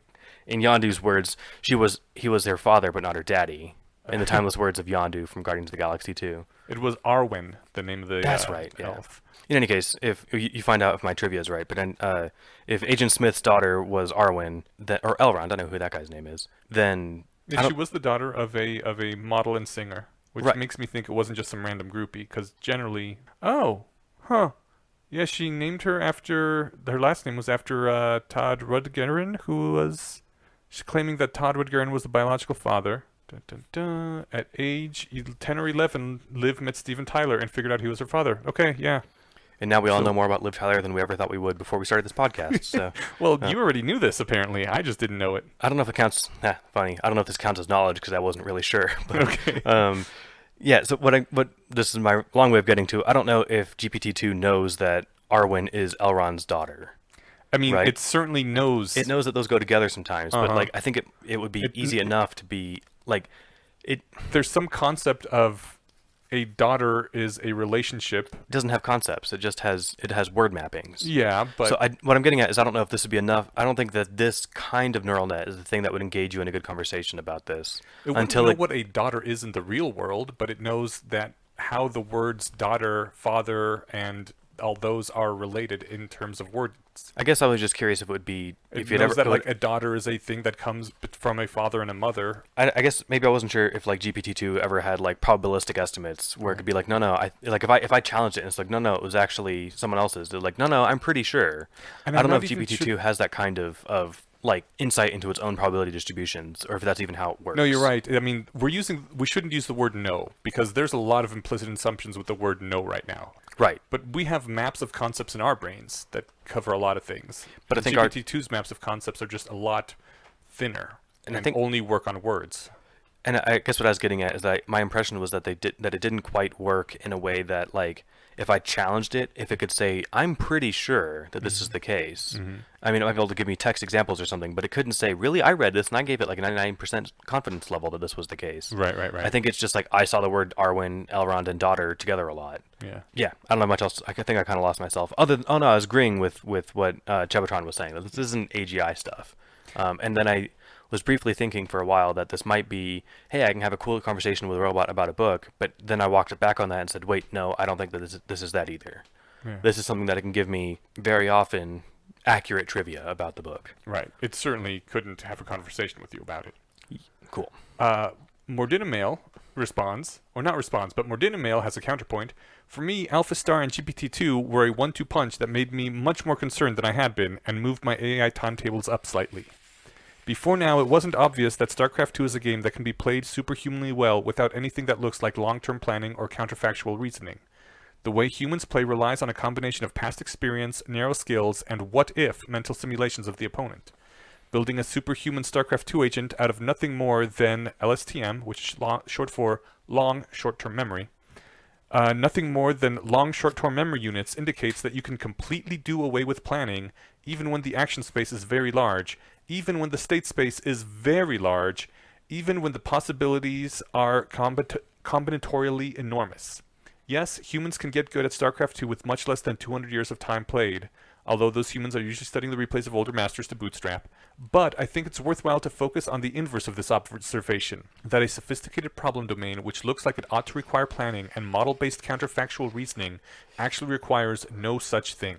What other problem domains seem like they ought to require planning and counterfactual reasoning, but can probably be conquered with nothing more advanced than a deep, long short-term memory network? That's a provocative, thought-provoking question, right? Because like this looks fucking impossible, doesn't it? Oh wait, we did it. Yeah. What else looks like that? Lots of things, right? Yeah. Yeah. It also brings me back to various science fiction stories, including most recently, I think Peter Watts has been doing this, that kind of assert that consciousness is on the net a drain, and any sufficiently advanced species will either evolve out of consciousness or remove it on purpose in order to be more competitive. This brings to mind like the most ridiculous, but to me one of the like most not ridiculous sounding, but also kind of one of the most like it seems startlingly plausible hypotheses of like why people sleep or why everything sleeps basically. Because like in the evolutionary long-term view of organisms and individual bodies, we're just vehicles for our genes to ride around and reproduce, right?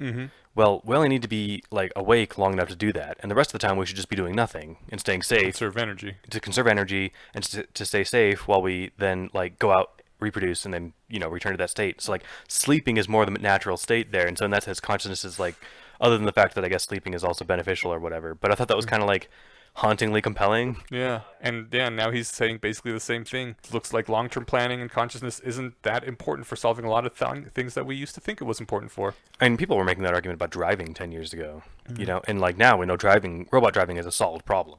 Or if it's not 100% solved, no one denies now that, well, I don't think, denies that it's a solvable problem, right? Yeah, driving is complicated, there's lots to do, but it turns out it's not that hard.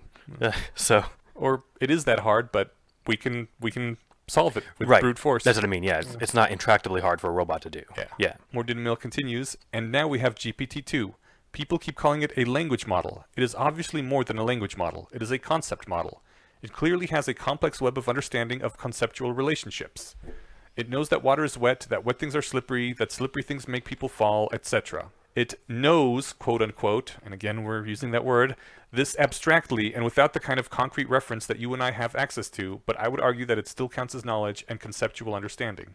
Much like I was saying that I think knowing that a daughter is the way daughter is related to father is something that is encoded in that web of concepts, even if it doesn't know what a daughter or a father is in the real world.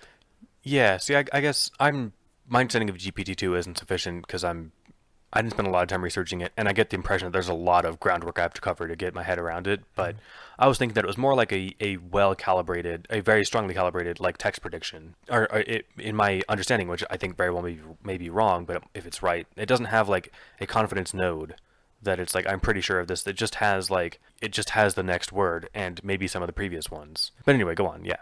I'm going to skip just a little bit and continue. For me, all of this adds up to the following. Humans are actually pretty dumb. The things we think are hard are not hard. Certainly not as hard as we think they are. The kludge that is the human brain... Is it kludge or kludge? I never was sure how to pronounce that word. The only word that I saw was one that you skipped, and that was copacetic, which I liked the Taylor shout out because she used that word 15 times in Worms. So. Oh, really? Okay. Maybe I'm exaggerating, but she used it a lot. So that was the most times I've ever seen the word copacetic. Okay. Any case, I wanted to shout out that I noticed that, Matt. So well done. The kludge that is the human brain is good at doing a wide variety of things, but any individual thing we do ultimately requires less CPU power than you find on your cell phone. Yes, the training phase for these systems tends to involve huge amounts of compute, but we're only getting more efficient at that part. And the trained system ends up being something that, as Alexander Wales noted, can fit inside a virtual machine on a netbook. Yeah, it was 4 gigs, and I'm not sure how many gigs the human brain is, but to me, I mean, 4 gigs is, well, it's funny because like now it's nothing, and yet I remember 15 years ago when like the new large 256 megabyte flash drive was $60. Yeah. So I remember the first time I heard the term gigabyte, and I thought someone was like pulling my leg because it sounded stupid. Like gig, sure, whatever, man. Right. Okay, the only reason GPT-2 isn't obviously scarier than it already is that it wasn't really asked to do anything other than predict text given text. So imagine this, another AI system trained purely to identify logical incoherence or contradiction in written text. Not that hard to do, I wouldn't think. There are easy versions of this that can be made without even needing deep learning, but a full deep learning system with lots of training data would do an even better job. Now imagine connecting this system with GPT-2 such that GPT-2 generates a large number of possible essays rather than just one, and the logical coherence bot judges which essay is the most logically coherent. Usually such systems are trained in tandem such that they get even better at doing their joint job. Now you have a new system which does what GPT-2 does, except doesn't make nearly as many of the kinds of obvious mistakes that GPT-2 does. Now just think about other types of simple things that could be plugged into AlphaStar or GPT-2, and you start to see the road to AGI. Yeah, I like that. I think that sort of hybrid thing is what we're both kind of converging on here. This tool on its own is cool, but it's not on its own sufficient to do the job. And yet, training up a logical consistency bot, and I mean that's the thing too, is the training times with these is not like training a person where you can give them a few years in school and read a bunch of books and write a bunch of essays. It's like hours. Yeah. And I mean, subjectively it's hundreds of years, but whatever. Yeah. It's hours. Yeah, for us at our scale, that's all we care about. Yeah. It's pretty wild. I'm excited about it. We'll see what shakes out. One final comment from Google Plex Byte. Oh, actually, I had one here on. Oh, okay. Go ahead. So we kind of took these out of order. We read Chebotron's first, then we did Mordina Mail's, which was the parent comment of his. Oh, was that what it was? Yeah. Oh, okay. Oh, wait, no, I'm sorry. They kind of had a bit back and forth here. So there was Chebotron had his own comment, and then there was another one underneath Matt's comment here. So I'll read that one really quick, too. Mm-hmm. In the child to Matt's comment was another Chebotron one where he quotes, "It clearly has a complex web of understanding of conceptual relationships. It knows water is wet, that wet things are slippery, that slippery things make people fall, etc." And then Chebotron says, "No, it doesn't. It knows none of that. The only thing it knows that wet, the sequence of characters, not a concept, often is seen around, quote, water. Another sequence of characters, not a concept. It's just a statistical model. It's not any deeper than that. No conceptual knowledge at all. Quote, is that it wasn't really asked to do anything other than predict text given text." Unquote. It literally cannot do anything else. Arguably, you can take that size neural net and train it on cat pictures, and it would be able to probably generate a decent cat pic, like this person does not exist thing that we talked about. Mm-hmm. It wouldn't be able to do anything text prediction or anything else. This is why GPT-2 is not scary. Its main innovation is parameter big spacing enough to encode a decent statistical model of English and nothing more. So then Matt kind of grabs out that no, it doesn't, no conceptual knowledge quote, and then says, "You're just a machine that models statistical relationships. We have more context for our statistical relationships." At this point, we're just reading their thread. We are, and it was a really good thread. So this isn't worth reading thing. This is just a time constraint thing. So we don't want to be reading other threads. Yeah. This thread exists. It's on under episode 80 on the subreddit, "The Reward and Peril of GPT-2." Yeah. Check it out. It was a great discussion. One of our most highly commented posts in the last few months. So, yeah. And I got to plug really quick too. If you like that level of like thoughtful analysis and good use of words, Matt can talk like that in real time too. Yeah, that's true.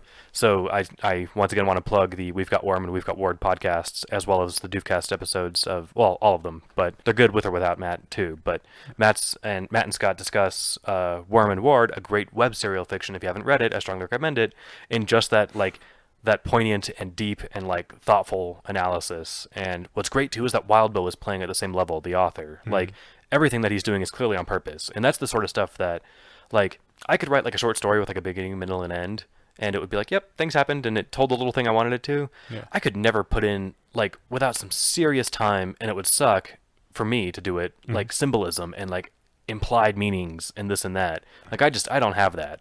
And so Wild Bill is a brilliant author, and they dissect his work brilliantly. So everyone check that out if you haven't yet. Excellent.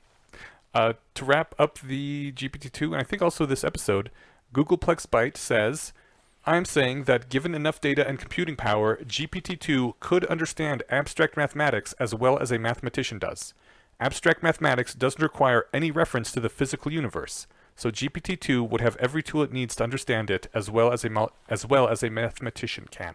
I think we'll leave that to computer scientists to dissect there, without trying to taboo the confusing words like understand and that sort of stuff and knowledge. Yeah. Maybe. I mean, I guess you can write something that'll give you the resultant equation of throwing a baseball. It doesn't have to know what a baseball is. That's not abstract mathematics, though. That's fair. Yeah. So, but I mean, GPT-2's language analysis isn't abstract either. It's giving you actual words given actual input, right? Yeah. I'm sure I'm missing stuff. I have a job. Well, I work in the field of computers, but my computer science is drastically lacking. And if that's not obvious, well, if that wasn't obvious before, it is now. You're not an AI programmer, is what you're saying? Or a computer scientist. Okay. I went to a boot camp. They don't train us in computer science. They train us on how to code, that's the main difference to get out by, for example. Actually, I've had a couple people ask about that in email and in Patreon comments and stuff. It's worth pointing out, I guess, if anyone's curious, analyses of like post computer science graduates and post boot camp graduates for software development. Mm-hmm. It tends to be that boot campers can code faster and better than your average computer science graduate. What they can't do is like describe data structures or different data models or like different models for building applications on, or really any computer algorithmic any stuff. That's all skipped over in the like how to do this course. So if you want a good long understanding, do the long hard way. If you want to be able to hit the keyboard and get a job in 6 months, maybe do a boot camp. Oh, we do have one comment from me. Yeah. I said this happened pretty fast and linked to Alphabet Google and a thing that Alphabet made. Alphabet made a Chrome extension that is designed to tune out toxic comments. It just will scan the comments, rate them on toxicity based on its understanding of the language, and not show you, past a certain level that you choose. I prefer the plugin that just changes all the YouTube comments to like meow and like woof and all that stuff. But right.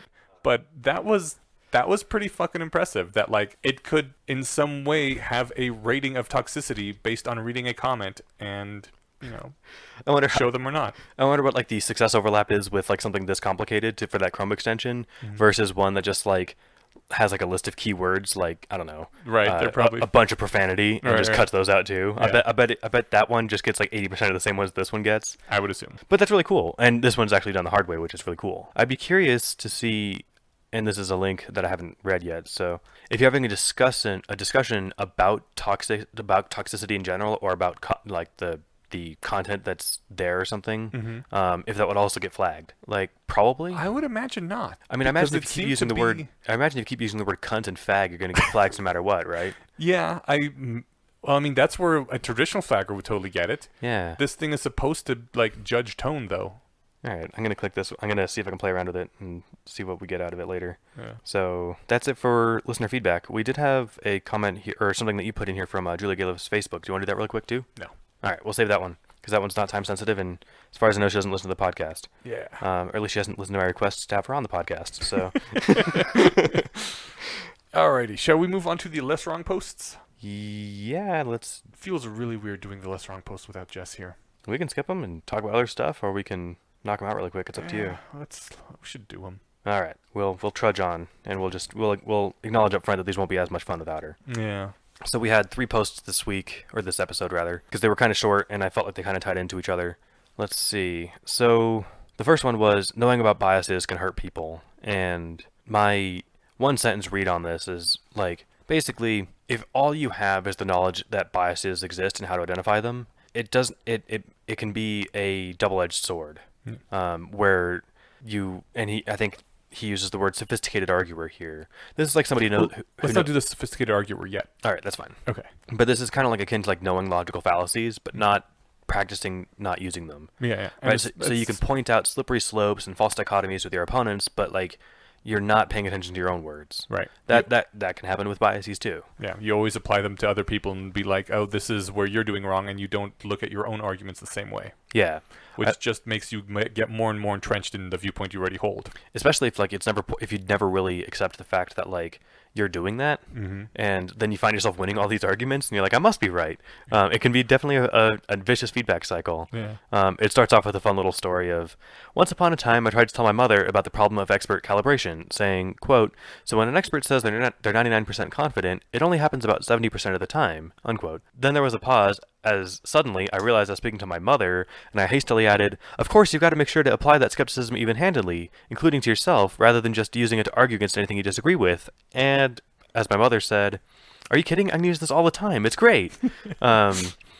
So it's a lesson in knowing that these are tools that, if used properly, will work both ways. You can't just use them to rip other people's things apart. But to dive into the actual content of the post, we can do that. And he had a really interesting thing that he said too.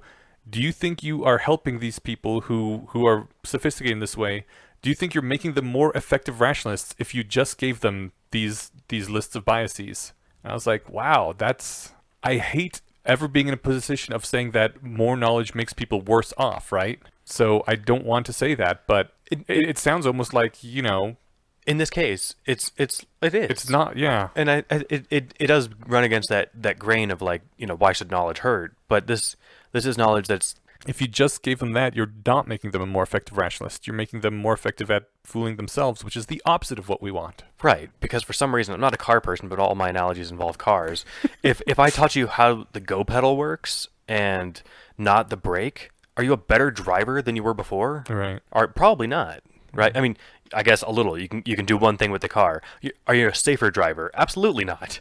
You're a safer driver knowing nothing about how the car works than you are just knowing how to hit the gas pedal. Yeah. Right. So that's actually not the worst analogy in the world. And I even tied it to cars. What is it with you and cars, man? I don't know. Are you sure you're not a car nerd? Pretty sure. Do you have like a broken down car you're working on every weekend? I've had lots of broken cars. I think it's more just like they're really simple and they do lots of little things, and I can usually find a way to pigeonhole an analogy into them. But yeah, so he gives off, I don't know, well, we'll burn through them really quick. Tabor and Lodge. Let's not go through all of them. All right, cool. Yeah. There are, 6, whatever. I thought there were... Unless you want to burn through them. Go ahead then. We'll just jump cut through... out me being a dick. No, you're totally fine. We'll run through really quick. There's Tabor and Lodge's motivated skepticism in the evaluation of political beliefs. The confirmation of 6 predictions. There's the prior attitude effect, where subjects who feel strongly about an issue, even when encouraged to be objective, will evaluate supportive arguments more favorably than contrary arguments. Number 2, disconfirmation bias. Subjects will spend more time and cognitive resources denigrating contrary arguments than supporting ones. Number 3, confirmation bias. Subjects free to choose their information sources will seek out supportive rather than contrary sources. 4, attitude polarization. Exposing subjects to an apparently balanced set of pro and con arguments will exaggerate their initial position, or their initial polarization. Number 5, attitude strength effect. Subjects voicing stronger attitudes will be more prone to the above biases. And number 6, the sophistication effect. Politically knowledgeable subjects, because they possess a greater ammunition in which to counter-argue incongruent facts and arguments, will be more prone to the above biases. I felt like this was worth going into because everyone's heard of many of these, like confirmation bias, probably attitude polarization. But the main thing is that there's the effect that if you're just aware of the first five, those are great tools to use to rip other people apart. But this is where it introduces the sophisticated arguer. But yeah, also I thought that it was interesting because I was tripped up briefly on prior attitude effect versus confirmation bias, which are different. So, and he pointed out that even telling people about this isn't necessarily enough. He says that he told someone about the sophisticated arguer effect, where if you know all these biases, they will tend to use them just to promote their own position. And next time that Eliezer said something that the person didn't like, he accused Eliezer of being a sophisticated arguer. Didn't try to point out any particular sophisticated argument or any particular flaw, just shook his head and said that I was apparently using my own intelligence to defeat itself. So he basically had just gotten yet another fully general counter-argument. Which I don't think we've discussed that topic before, and yet it was a hyperlink in the post. So somehow we missed it? It wasn't a hyperlink. It was, I think. Oh, it wasn't. Yeah. Why am I tripping up here? Oh, okay. I think it's something that was already being discussed, like in comments and such. So I or guess possibly other bloggers, fully general counter-argument, so they had it all in caps as the, thing that's actually already known in the community, but there was never a post about it. I somehow read it this afternoon and thought there was, so I'm crazy. So I guess we didn't discuss fully general counter-arguments because we haven't gotten there yet. Yeah. But the gist is that it's this like one thing you can wave that's like, nope, conversation stopper, I'm done. Yeah. Which like I generally run into, there's children dying in Africa or in China or whatever. That thing you're doing right now doesn't matter. It's like, okay. Or running with our anti-theism run from a little earlier, like the God works in mysterious ways to answer any and all, like, why is God killing poor babies? Right. It's like, well, he works in mysterious ways. How could you possibly know the mind of God? Yeah. He has his reasons that you puny humans cannot comprehend. And to say that, like, God, again, not necessarily picking on theism, but to run with that example, not necessarily not picking on theism, but to run with that example, like, the comeback God works in mysterious ways isn't an argument. It's not even really a position. It's like, it's just this is my stop to your argument, and nothing you can say will change the fact that God works in mysterious ways, right? So basically it's a tool you can use to, like, quote, win any argument, but not in a way that, like, makes either of you better off for having had the argument, right? Yeah. All right. Yeah. So he says, even the notion of a sophisticated arguer can be deadly if it leaps all too readily to the mind when you encounter a seemingly intelligent person who says something you don't like. And I thought that was almost depressing in a way, that even that is misused. I remember reading when I first read this that, like, this might come up in real, like, rationalist life if I had conversations with rationalists and stuff. I don't think I've ever been accused of being a sophisticated arguer. Which might be a good sign that I'm not a sophisticated arguer, in the pejorative sense. Right. Or it could mean that my friends aren't sufficiently rational to point out when I am being one. Okay. But it's the kind of thing that in a conversation between two people with the right training, if we were discussing, I don't know, somebody's position on something, and I'd be like, Eneasz, are you sure that's not, sophisticated argumentation? Mm-hmm. You would idealistically pause and say, oh, maybe it is. Right. And so it's another thing to be aware of when you're introspecting. But the thing is, like, no one has the motivation to investigate all claims as rigorously as they would investigate something like your mother is a pedophile, right? That would be something where I would be like, no, she's not. Allow me to prove it to you. And there's, people feel that way about the things they really care about, but no one, like, gonna go and investigate the opposite position because they just don't have the passion and the energy for it. I think this is one of these places where it's better to have a variety of views on things and get people who believe differently both investigating something. You mean like you couldn't be an impartial investigator if someone raised this charge seriously? No, I just mean you cannot be this impartial. We're not perfect Bayesian machines, right? We already have our passions and our things we care about and limits to our time and our energy and our motivation. So I think the best thing to do if, like, you want to, and now that I say this, sorry, my head's running ahead of my mouth. I was going to say the best thing you want to do when you want to investigate something is to get two people who are both really interested in the subject, but in opposite directions, and both look into it at the same time and present their viewpoints to each other or to an interested third party. And then that reminded me that, yeah, that's a thing that Scott Alexander is doing with his adversarial collaboration. Yeah. And it's catching on a little bit more. But yeah, I mean, that's the reason why you want to have debates and such, right? Because you're all into looking up the stuff that supports your position, and you need someone else who has the same sort of passion to look into stuff that is against your position, so that you at least have the all the available data in front of you instead of just the stuff that you had the time and the inclination to find. Does that tie into to the sophisticated arguer? Like that just sounds like a good lesson in like being aware that you might be too invested in something. Yeah. I don't know that. I might be missing something. I think the sophisticated arguer would be someone who would dismiss the other side quickly. Or yeah, they would use all of their sophisticated arguments to point out why the other side's stupid, but not really defeat it. Right. Okay. Yeah. Or even say to the other side, you are blinding yourself with your own sophisticated arguments instead of actually accepting my position. Yeah. I think maybe choosing an emotionally charged example is, I don't know. Now I'm kind of wondering if I don't sufficiently care about things, because like. If someone told me that, I'd be like, "Wait, really? Why do you think that?" My response, depending on who they were and where this came from, but like, if you told me that my mom was a pedophile, I'd be like, "Why the hell would you say that? Like, what do you know that I don't know?" Right. And if she's not, I'm pretty sure. Yeah. But if you had really compelling evidence, I'd kind of want to know. Right. So like, that reminds this. All right, this is a sidebar, but we're in the end game now. So Yeah. remember, we had the conversation way back in the day with Katrina about like whether or not you can harm somebody who's dead. Yeah. And you and I are both kind of running with the Aristotelian like virtue of like, sure, you can destroy the reputation or something. Yeah. What I wish I had asked her was like, if say you died and I put a bunch of meat in your fridge and a bunch of child porn on your computer, would I not have harmed you? Yeah. So like in the technical sense, no, because she's dead. Yeah. But in like the other sense, it's like all the good that you've done in the world is now destroyed by the fact that like I've created this convincing this convincing framework that like you're this fraud who ate meat this whole time and never believed your virtues. Oh, and you had kiddie porn on your computer. Yeah. So like, that book I raved about a couple episodes ago, the Monster Baru Cormorant. Hold on, can you say that a little slower? Because when I plugged that in the last episode, I had to ask you what it was because I couldn't understand what you said. Okay, the book was The Monster Baru Cormorant. Her name is Baru. First name is Baru, last name is Cormorant. Okay, so that's why I couldn't like Google it because they weren't words. Yes. Okay, gotcha. Well, cormorant is actually a word. It's a type of bird. Okay. Yeah. So All right. Last name is after a bird. Anyways, but yeah, in the book, there's a character that makes the point that it can't be that things don't matter anymore after someone is dead, because we all die, and so that means that nothing matters. So That's arguing from the bottom, but I like it. yeah. Things have to matter even after you're dead. What I thought you were going to say, and this is the other side of that coin, is that like things have to matter after they're dead because we care about dead people. Yeah, that and too. we care about the impact that they had. Like Martin Luther King didn't stop being important the day he was shot, right? So your posthumous impact matters.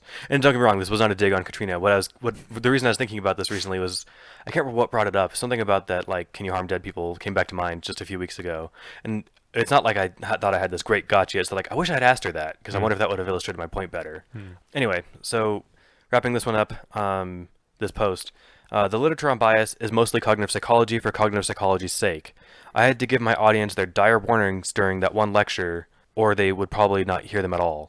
And I don't think we talked about it. That lecture he's talking about is that when he became of the sophisticated arguer bias, that now he teaches that in the initial talk.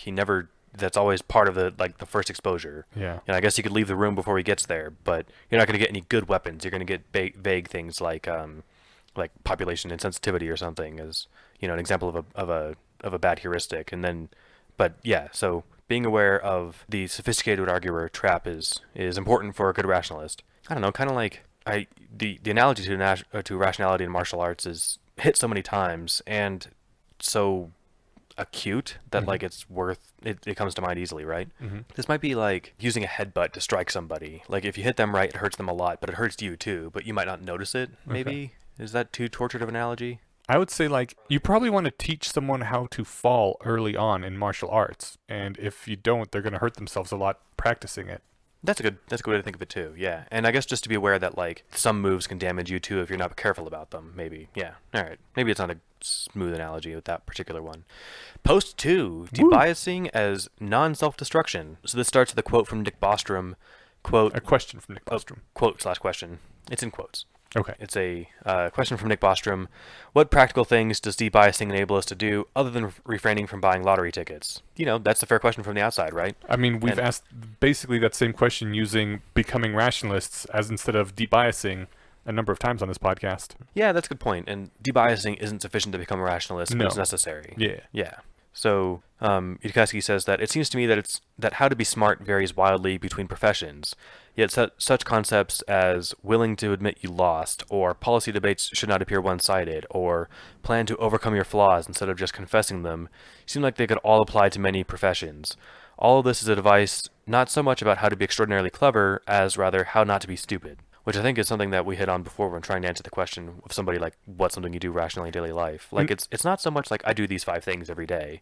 It's more like I just try not to suck, and I try to use these tools. And it's so familiar, I almost think that we must... Did we quote this post before? Was this just something we had on our minds because we've read it? I think I informally quoted it, not verbatim, during that conversation. Okay. Yeah, because I used the example of like, and maybe that's in this post or not, but it's not in the quotes that we pulled out. Like, not sucking at being a janitor and not sucking at being a lawyer are probably have a lot in common. But being great at both of those professions have like very little in common. Yeah. So there's the base level art of just like not sucking at what you're doing. That tends to be pretty consistent across lots of things. And I mean, it's just like, I don't know, if you've had lots of jobs and you've had lots of coworkers and you've had good and bad ones, a lot of the bad ones will have a lot of the same habits as a lot of the other bad ones, right? But the good ones can be good in different ways. I mean, the bad ones will be the ones that, whatever, don't show up to work or are mean or something like that, right? So not showing up is a pretty big deal. It's a pretty big one. And it's a good sign that you suck at your job. Yeah. So debiasing is mostly not about how to be extraordinarily clever, but about how to not be stupid.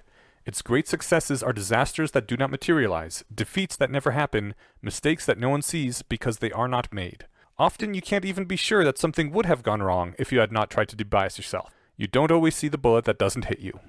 That's the quote that always stuck with me. Because it also sucks, and he goes on to point out that, like, because that makes shitty that makes shitty evidence, right? Yeah. It's like, remember all those times I didn't get killed? Right. I don't know, man, running back to driving. It's like, if you're a good driver, you might not even notice all the times that you don't kill yourself when you're driving, right? Mm-hmm. You'll notice some of the close calls if you do screw up, and if you're like, I was texting and then, oh shit, that car came out faster than I thought it was going to. Yeah. And it's your reaction and your skill as a good driver that lets you notice and then not have that happen. But that's not like, that's a victory because it's not a loss, right? But it's not like I won at not crashing, unless the game you're playing is not crashing. You see what I mean? It's like an inversion of winning in the sense of not losing, which I'm just hitting home because that really struck well with me as that's a very basic thing, right? And I remember the writer who wrote in, or the commenter who wrote into us once, he lived, I forget which country it was, but it was one of the developing nations, and he said how often he saw people doing simple, somewhat self-destructive things that if they had just known some rationalism, it would have made a difference. And if the entire community had known that, it would have been a huge level up to the whole community to not make those errors. And it's just things like that you don't see. Yeah. Especially when your entire community is already practicing it.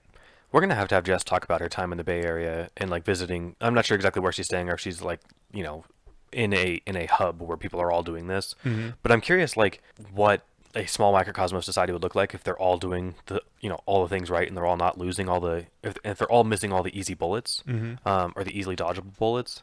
I mean, I imagine, for example, electricity bill never not gets paid, right? Sure. But I'm kind of curious if there are victories. If everyone's together and doing this, what are the awesome things that are happening?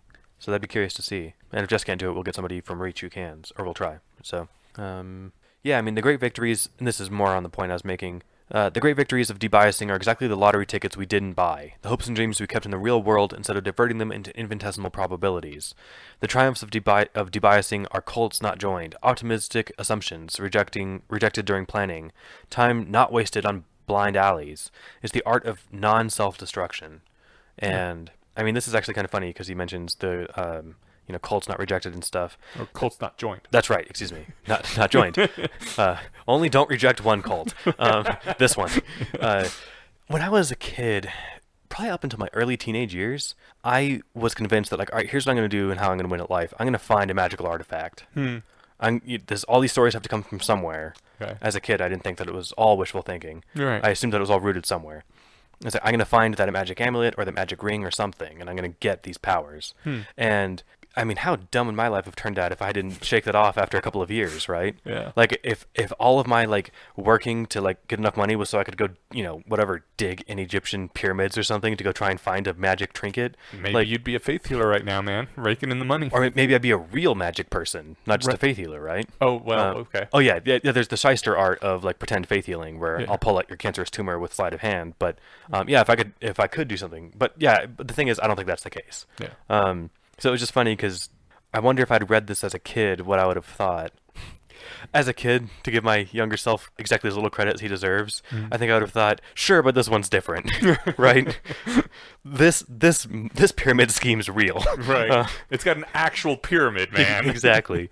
Fact is, most people. Oh, this is back to the post. The fact is, most people who take a half-hearted potshot at debiasing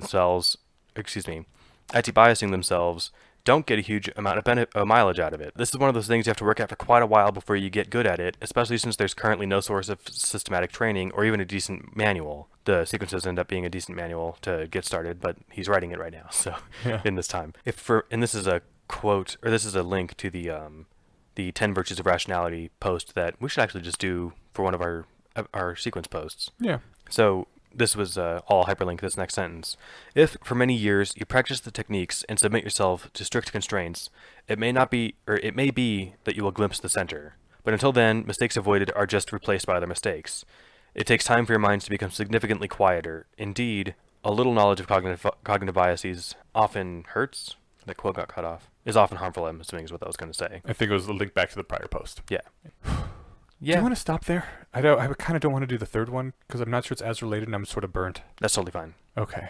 We've got one bullet point, then I'll hit it. And Sure. Yeah, Sorry. No, you're totally fine. I appreciate it's been a long time. Yeah. So the last thing on here is that as for public proof of like that this does anything, that rationality is useful, he says, I can see at least 3 ways that it could come about. First, there might be founded an order of Bayescraft for people who are serious about it, and graduates of these dojos might prove systematically more successful even after controlling for measures of fluid intelligence.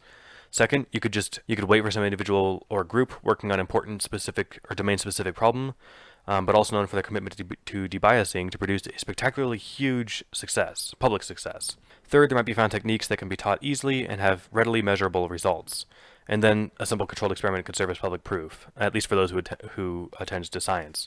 As far as these go, I think CFAR is kind of doing the third. Mm-hmm. And the first two, I've heard people in our local community who are trying to do something kind of like that, where they want to, and it's not necessarily committing to it's more, I guess, the first one of saying, look, I'm successful here and here and here because of my rationality training, and these are all the stupid mistakes I didn't make. Mm-hmm. I think they're in the process now of trying to refine something like that that's presentable to people. Oh, cool. So these things are still happening. I'm sure there's way more happening outside of the Denver area that, I wonder what people, like I said, in the Bay Area or at CFAR and all them are up to. That's where all the big names are. Yeah, that's where all the big names are. And yet, I'm pretty sure if we had this great breakthrough at some point, we might have heard word about it here yet, right? Right. So I think they're still working on it, but granted, this was written 10 years ago. Mm-hmm. Some things take a while. So yeah.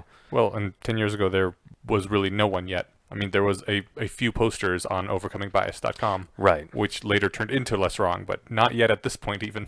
Yeah, that's fair. And I mean, I guess the other thing too is I guess I'm just kind of heading off the rejoinder of well, why hasn't this produced anything like this yet? It's because this is untreaded water in social science. And I mean, if you had told me, hey, it's been 2 years, I've made a breathtaking discovery in a new area of social science, I'd be like, okay, well, I'm kind of suspicious, right? And there have been steps. There have been very positive motions and, like I said, movements working on these things. But and it's not like there hasn't been success. There has been a huge amount of public interest in finally addressing friendly AI due, in large part due to the work of Eliezer and the early rationalists, Nick Bostrom, of course. The AI movement was kicked off by these people, and there is a large supportive community in the Bay Area that a lot of these people can live meaningful lives in now. I mean, I would consider all three of those to be pretty big successes too. Yeah, and I mean, we've heard from other like non-Bay Area based rationality groups that have report similar, meaning in friends and communities. So yeah, these things are happening. I think just as far as like why isn't there a manual yet? Like that, 8 quick steps to not sucking at life. Because there's no such thing. Yeah, first of all, there might not be 8 quick steps, but B, I'm sure there's 100 books with that title. And C, the community's only been at this for, a little over a decade. I strongly suspect, I'm very confident that things like this will be coming out. But, so far as I know, nothing has been published today that is a guaranteed manual. So cognitive science and like social sciences are hard. Mm-hmm. And that's the downside. It's like, anyone who knows anything about like treating depression or dealing with a mental disorder or mental illness or whatever, like what worked for one patient doesn't necessarily work for another. And so part of like working with the person is figuring out what approach they need because of what specifically we need to work on. So like it's not what I am also strongly confident in it is that this isn't going to be a set of steps that works for 90% of people, right? This is going to be the kinds of things that, all right, cool, well, we found that 90% of people who do all 100 of these things tend to do really well. Maybe you only need a dozen, So anyway, it has run on quite a bit, and we did we did have a third one we were going to do, but frankly, it's kind of mathy and boring. I thought, well, He dives into more math than I think is strictly necessary, but it's not like maybe I'm just math-averse. Okay. But it's just it's on inductive bias, which we will actually I think save for next time because it's been a while. So for next time, our Less Wrong posts will be inductive bias and futuristic predictions as consumable goods. Cool. So all that's left for this episode is to thank our patron, Oren Millman. Thank you so much for your support, as you've heard before, but it stays true. This means a lot. We're sorry you only get 2/3 of the normal thanks, since there's no Jess here today. Nonetheless, your support is appreciated just as much as if she actually was here. Yeah. So she is also thankful in spirit. That's right. So yeah, other than that, rating, review on iTunes, share with your friends, etc. All the stuff. People plug all the stuff at podcasts, but you guys know what to do. Yeah. We trust you. I don't have anything else to say. Seriously though, thanks you guys. It's awesome. Yeah. This has been a fun thing that we've been doing for just over 3 years. Oh man, it's been 3 years now. Wait, no, 2. Yeah, 2. No, I think it's been 3. No, because we do one every 2. Oh wait, yeah, you're right. It has been 3. Man. Yeah. Suddenly I feel older. And we've had a patron to thank every week since we started. Man, that's true. Yeah, there was a time where we were like getting near the bottom end of the list, and I was like, well, I guess when we get to the end of the list, we just stop the podcast because we're out of patrons. Not seriously, but jokingly. And then it's just been increasing again lately. And wow, we've got the list still. So yeah, thanks guys. And so if you want to add your name to the list, jump on Patreon, find us, throw us a buck or two if you feel like it. Once again, if you don't, iTunes, friends, all that stuff. But we're just happy you listen. This is fun. I don't know. Someone wrote in, and I don't think we touched their comment. It was on the subreddit, or maybe via email. I don't know. Once in a while, people write in and say that they like listening to it, and that means a lot. That's all I was gonna say. Yeah. So that means a lot to me, and it's fun to do. So thanks. Alrighty. We will see all you in 2 weeks. Sounds good. Bye. Oh wait, just kidding. We have a couple more things that we wanted to hit before the end of the episode, so we're going to do those now. Yes. So the first thing I wanted to do was, one of the feedbacks is I wanted to ask you a question. Oh boy. Yeah, feedback from the co-host. Non-listener feedback is sometimes permitted, I guess. Right. I warned you about this one, though. In our last episode, you said that you went into the pot shop when they were having a ladies' night, like 50% off pot or something? Some percent. Something like, it was something non-negligible, like 25 or something, yeah. Yeah, and you said, well, I'm a woman or identify as a woman or something. And the guy gave you this look, and you said, just kidding, because I didn't want to be that asshole. And I was like, I was curious, what do you mean by I didn't want to be that asshole? You bet. So this would have been 2 episodes ago, because this is the second feedback episode, yeah. So right. Was that a non-feedback episode when we said that? Oh, maybe it wasn't. So maybe it was. Oh, you know what? It probably was the one that came out today. Yeah. Okay, yeah. So the one that came out today, this one's coming out 2 weeks from recording.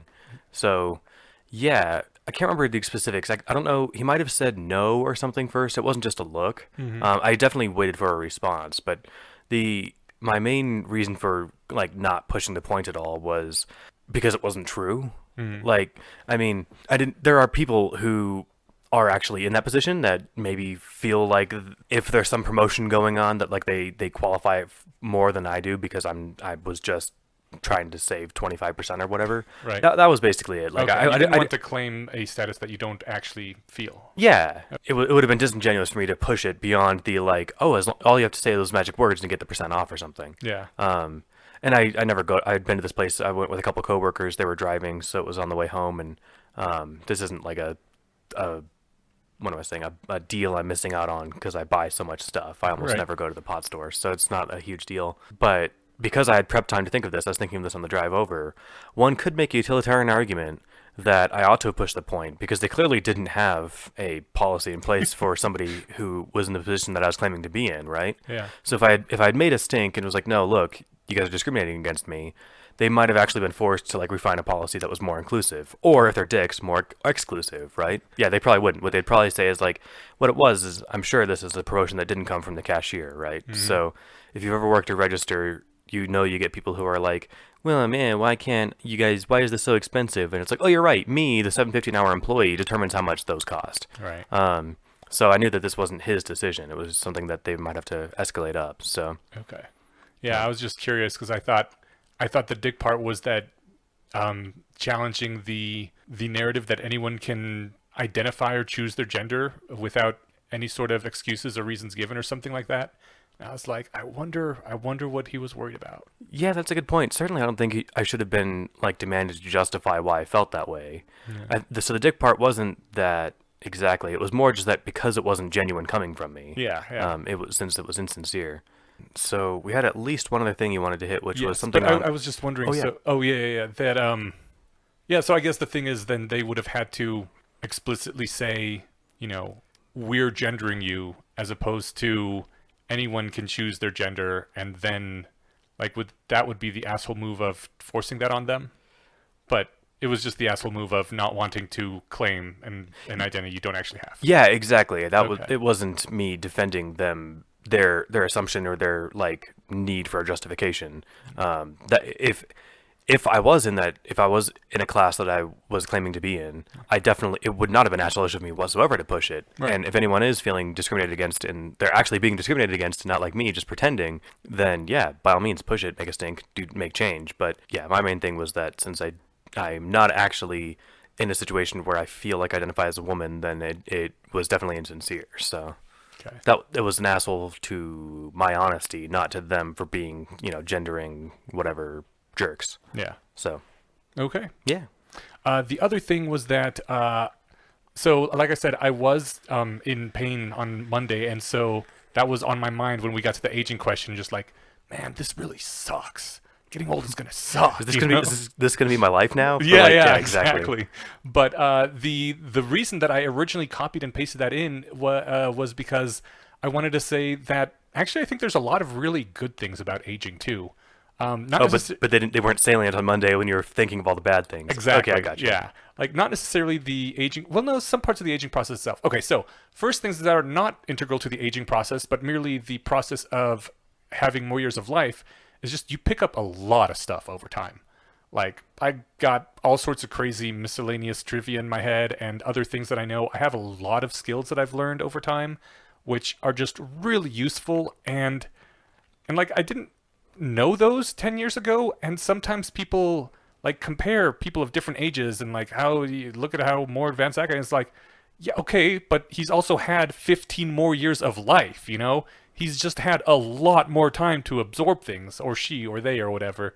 So you just having those extra years of life comes in really handy with most everything. And it's also helped me. Like, I have the experience of fighting crippling depression now, so I'm generally pretty decent at it when it's not at its worst. I will say that sex has gotten better constantly throughout my life. Like, 5 years ago, I was having the best sex I'd ever had. Now I'm having even better sex than that. I'm just like, you learn. Sex Hell yeah, high five, bro. Woo! I mean, it's not like a high-frequency activity like throwing a ball is, that you can do it 20 times in an hour to practice at it, right? So just learning more about your body and interacting with other people and figuring things out really makes a difference. Am I hearing whispers of a like sex tips episode for the patrons or something? No. Heck no. I think that would be weird. I think so too. But it's There are instructional videos for that. exactly, yeah. and they're not found at XTube. Although maybe they are. They are found on Pornhub. Pornhub has all sorts of neat things. They have like strictly educational material. Yeah. Which is funny because this is definitely tangential, but like one of the downsides of porn, which is actually on my mind because Sam Harris did an interview for Playboy a couple weeks ago. That's cool. Yeah, they did like a photo shoot and stuff, which like so they like showed that at the top of the webpage, I guess. Yeah. So he's got like these fancy pictures and then like just quick Q&A on like intellectual dark web stuff, thoughts on religion, afterlife, drugs, and then porn. Yeah. And I don't remember what his full answer was, and it doesn't really relate because my answer is basically, as long as it's not psychologically damaging, then go nuts. Yeah. Or to you, or obviously to the participants. You know, if you're watching stuff with non-consensual people or people who aren't that's really not porn. Exactly. That's a filmed crime. That's a crime, yeah. But one of the downsides is like, I remember I was at the cusp of manhood when the internet was first like getting into everyone's house. And so I remember, you know, being at a friend's house or, you know, occasionally at my place waiting for a picture to load line by line, right? Yes. And so that was like, fortunately for me, that was the level of technology available for the 13-year-old porn seeker, right? Or however old I was. Now you can get 1080 pixels on your phone in the bathroom. So like I'm curious, not to sound like a curmudgeonly old man, but like I do worry that would be malforming for good attitudes for a 13-year-old. Yeah, I really think that sex ed should actually be about sex and not just procreation and sexual diseases, because that's a long leap because large parts of the country right now are anti-sex ed in the first place. I know, and it's not even about sex. But no, sex ed really should teach you about sex and how to, at least the basics of how to do it, because porn is the only education a lot of people get, and it is a shit education. It's like trying to teach someone to be a law enforcement officer by making them watch John Woo movies. No one actually runs downstairs leaning on a banister shooting 2 pistols and killing 20 guys, right? Yeah, you're not going to get to be a good cop by watching Die Hard. No, that's not how any of this works. That's actually a really good analogy. It's fun to watch, but it's not how real life works. Yeah, and I mean, you know, we don't have any, I doubt, children listening to this show, but I mean, I'm just, you know, some of the convoluted sex positions that these athletes can do, like, they might feel good, but they're not the kind of thing you want to try at home without practice and probably like a trainer there to make sure you don't, you know, concuss your partner or something, right? So, yeah. So other than that, why did we get on porn? Because the internet is terrible. I really think the internet should go. This could never happen. I wish that the internet could go back to the days of being funded by porn, because where everyone just has like porn ads on their site, because that at least wasn't terrible. I mean, I guess it made it technically unsafe for minors or whatever, but now the internet is run by making people as outraged at their most hated out group as possible and stoking that, and it's basically ruining society, and I think that's a much worse way to fund the internet than having porn banners everywhere. It'd be interesting to see, like, if Facebook had porn banners, if you'd get half as mad. Right. Because, like, you would be like, oh, man, my idiot uncle is pro with it. Oh, wow, look at that ad over here. And, like, that's got to detract from some of the rage, right? You can't be both, like, you know, super angry in your head and while diverting blood to elsewhere in the body. So, I think that the culture of generating clicks and money from outrage has harmed society far more than porn ever did, or porn ever could. Yeah, it's interesting. One cool thing about porn and tech is that porn tends to be at like the forefront of all like new internet development. So like they were among the first to do anything with like 3D videos. So I mean, if that's your thing, you know, they pushed the secure web payments and the technology behind that. Yeah. I mean, the tech scene, if you get a chance to work for a porn company, sounds awesome. Yeah. So there's that. I feel like it was less tangential. Oh, we were talking about sex and stuff. Yeah, that was all. Better places to learn about sex stuff. Other cool things about getting old. Oh yeah. So yeah. But I guess to bring back the porn digression is that Pornhub has educational videos in addition to pornography. Yeah. So if you live in a place that doesn't do sex ed, they actually have sexual education videos, and which things is kind of that aren't funny. even related to sex. Pornhub has a few things that are just genuinely not porn at all, and it's weird and interesting. I think Kumail Nanjiani's movie, The Big Sick, the whole thing was available on Pornhub. Neat. Somebody tweeted him a link. This was... Oh, no, I Maybe must have we seen could it on just Reddit or make something. the internet Pornhub from now on. I was thinking about that recently. I don't know how it came to mind. It might have been because I'm never on Snapchat, but my brother has ferrets. and he sends me videos once in a while, so they're great. So I'm on Snapchat again, and if you go to like the stories section, there's like ads for other things, and one of them was like an oddly satisfying channel, and there's a great subreddit called Oddly Satisfying, where it's like, you know, somebody like fitting a piece of formed wood that they'd cut just to fit exactly right, and it's like seamless. Yeah. And so like, you know, those like, oh that feels so good to watch. Yeah. There was a recommended thing for that. But that's the only place I've ever seen like an oddly satisfying tag, and I didn't know that Reddit sold my stuff to Snapchat. So I was thinking just recently, why like it would be nice to have like, I don't know, an alternative hub where there was another, because like this internet's never going away, this model. But if there was a competing web, We need actual internets in real life. that'd be cool. Yeah. Hey. Hey, I could hear music. It was dope. You said it wasn't too loud. No, it's fine. I was enjoying it. Yeah. Yeah, see, that's another good thing about getting older. You have time to learn skills. Like, if you just practice guitar 1 hour a week, it's not a lot of time. Even like 2 30-hour sessions a week, it's not a lot of time to spend. Whatever, you spend a half hour on it, your fingers are a little sore. But you keep that up for 5 years, you're a goddamn good guitar player after that time. Yeah. And 5 years passes way sooner than you'd notice. I think Just all of a sudden, you're a guy who's got 5 years experience playing guitar. and there's like more free time with in a lot of cases. Yeah. Like my mom's learning paint. Well, I mean, she probably took painting in school or something, but like she's doing painting stuff for fun now. I mentioned Rachel's mom does cello, and that's something that she's picked up in the last few years. So like, it's just the freedom of doing stuff. Yeah. And the emotional dulling we were talking about actually can be a good thing too, in a way. You don't get as crazy by everything. You're like, yeah, this is no big deal. I've gone through this sort of thing before. Yeah. Like other people can even tell other people, hey, I've had this sort of thing happen before. Don't panic. Here's what you do. Like, yeah. I can only imagine how awesome it must have been to live in a village or a tribe with elders that would just know things, as opposed to having to figure out everything yourself, getting occasional advice from 1 or 2 older people, and finding everything else on YouTube. Yeah, I mean, I learned better talking to people too, but on the plus side, like our generation, the people who are, you know, savvy with the internet now have access to elders all the time. Right. And whatever Online. niche thing it is you want to know, there's a YouTube tutorial for it. Yeah. Which, you know, probably has its pros and cons. Yeah. I was thinking about that, speaking of aging, there was this thing I remember in school where, you know, like, especially older teachers and maybe even people's parents, because like you'd be annoyed that, you know, everyone probably has worked with a coworker or something where they're just completely tech illiterate.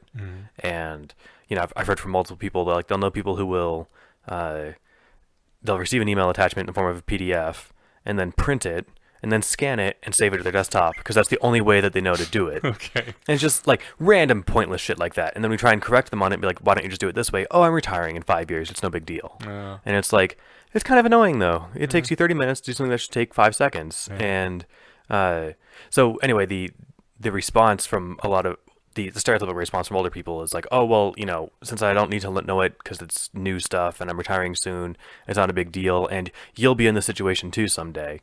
I challenge that assumption. I can see why it's a natural assumption, because that's what happened previously, and that's probably happened previously for as long as tech has been booming, right? And yet our generation has grown up with advancing tech and has kept up with it this whole time. Every single year we got to learn new things. Yeah, and I mean, I don't think my dad could play, you know, anything on an N64, you know, like it, which isn't to say that's a life skill, but that kind of stuff is transferable. Being able to, I mean, I remember my parents got a TV a couple of years ago that has like, it's like a smart TV with like, you can download Netflix onto the TV rather than have a third party hardware that you plug into it. And they couldn't figure out like, how do I select and open Netflix? And so it was kind of an intuitive, it took a mental switch for me to like, hey, look, you see that highlighted square on the screen? Touch the direction on the remote that you want that square to go in, and that's the highlighted one. But like, that's super intuitive to me because I've been doing that since I was I guess basically shortly after I learned to walk.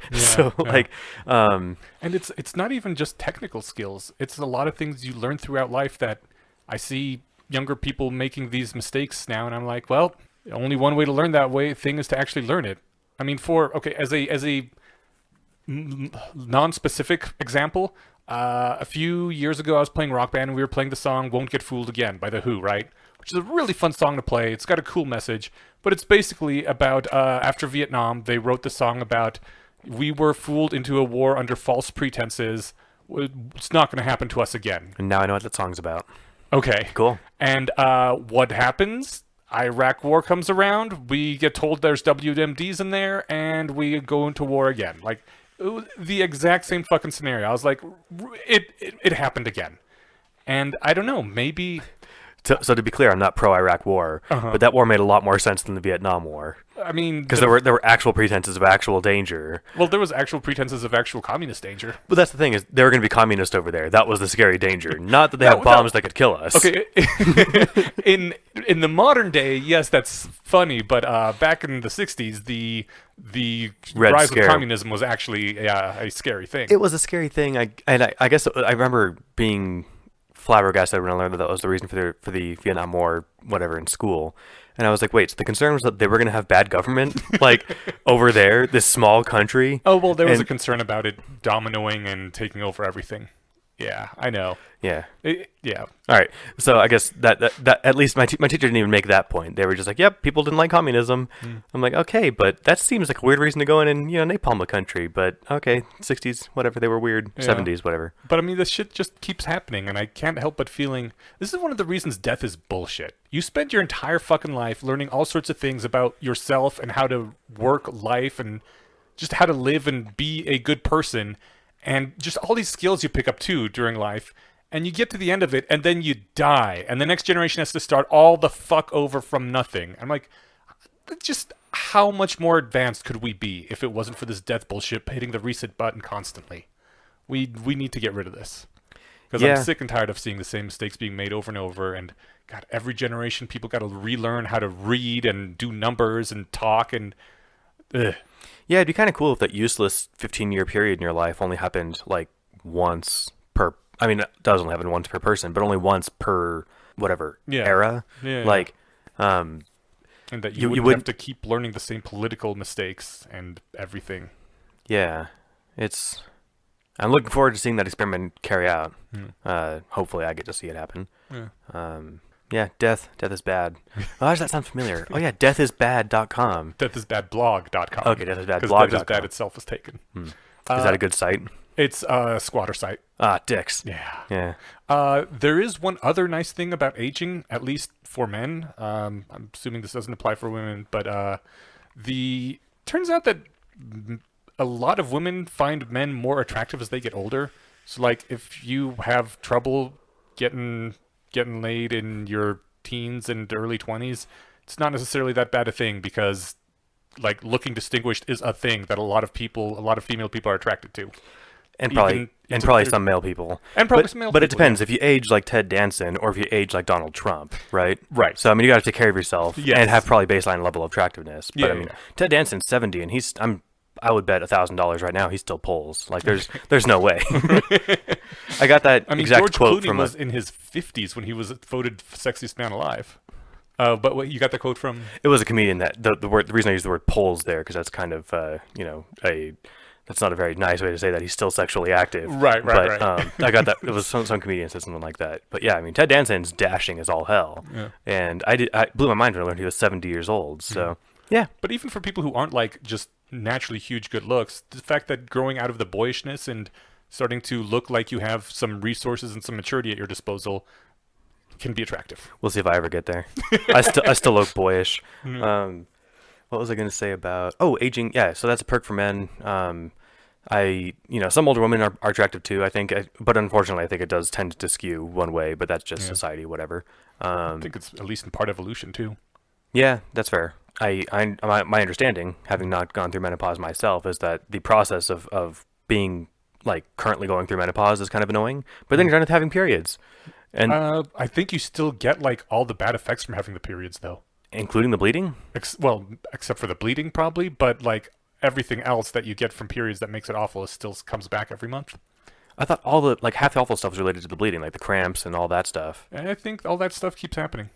I thought the cramps were from shedding your uterine lining, which is why you bleed. We need a woman here to We do, to yeah. weigh in Well, on we this. also need a woman who's gone through menopause, or at just least one who anyone knows about who's read periods. about this Yeah. and ever talked to someone who's older. Man, this is why you shouldn't have two dudes on a podcast. At least not talking about menopause. Right? Yeah. So yeah. All right, let's move on to something we know something about. Like, Actually, was that everything? that was the only two things that we had. Oh yeah, that was the only two things we had. Like the rest of this podcast. Yay. Oh wait, is this being put in the end or near the front? Or in the This will be at the end. This will be at the end. Yeah. Okay. I think that was everything I had. I think that's everything I had. Okay.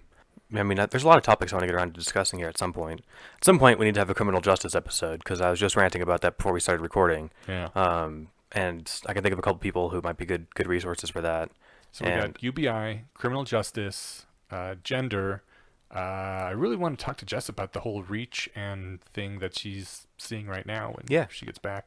So yeah, we got a bunch of things on. And there's those. We haven't had like a futurism episode, or like, I don't know if we need a whole episode for anti-death, but that could be part of our transhumanism episode, which we've never done exclusively. No, we have. We did a transhumanism episode. I linked it in the show notes that just went up today. Oh. Yeah. Okay, so we have episode done one. 38 or 39. Yeah, that was ages ago. It was. It's time to do that one again. Okay. We need to have an EA person on to talk about EA. Yep. Effective altruism, and there's at least a couple others. But I guess as part of futurism, maybe separate. Something about we've talked a little bit this episode, last episode, about like saving for retirement and how to do that in a way that is there very quickly. Is there like a position that's common in the rationalist community on that? Because I don't think the rationalist community per se, but there's, just very basic, easy advice. Oh, no, I know what the general advice is, but I wasn't sure if rationalists said, like, no, it makes more sense to spend now because when we're 50, we'll all be post-UBI, post-singularity, all that stuff. Oh. I was curious if there's any sort of belief leaning that way or something. Certainly nothing explicit that I know of. Yeah, me either. I think that sounds... individually, people can make that decision for themselves if they think that things are that coming that quickly. But that sounds a lot to me like sell all your possessions and follow me sort of thing that Jesus did, and then it turned out the world didn't end in his lifetime, which is like, dough. But at least the perk with this is that it's not give me all your possessions or sell them. It's go have fun. Right. Yeah, and then you'll be destitute when you're 60. But exactly. Sure. Yeah. All right. Alrighty. Well, thank you for coming over and helping me get that off my chest. Hey, absolutely. And this is the real ending to the episode, so thanks for your bonus little few minutes here, and we'll see you guys all again in a couple weeks. Okay. Peace out.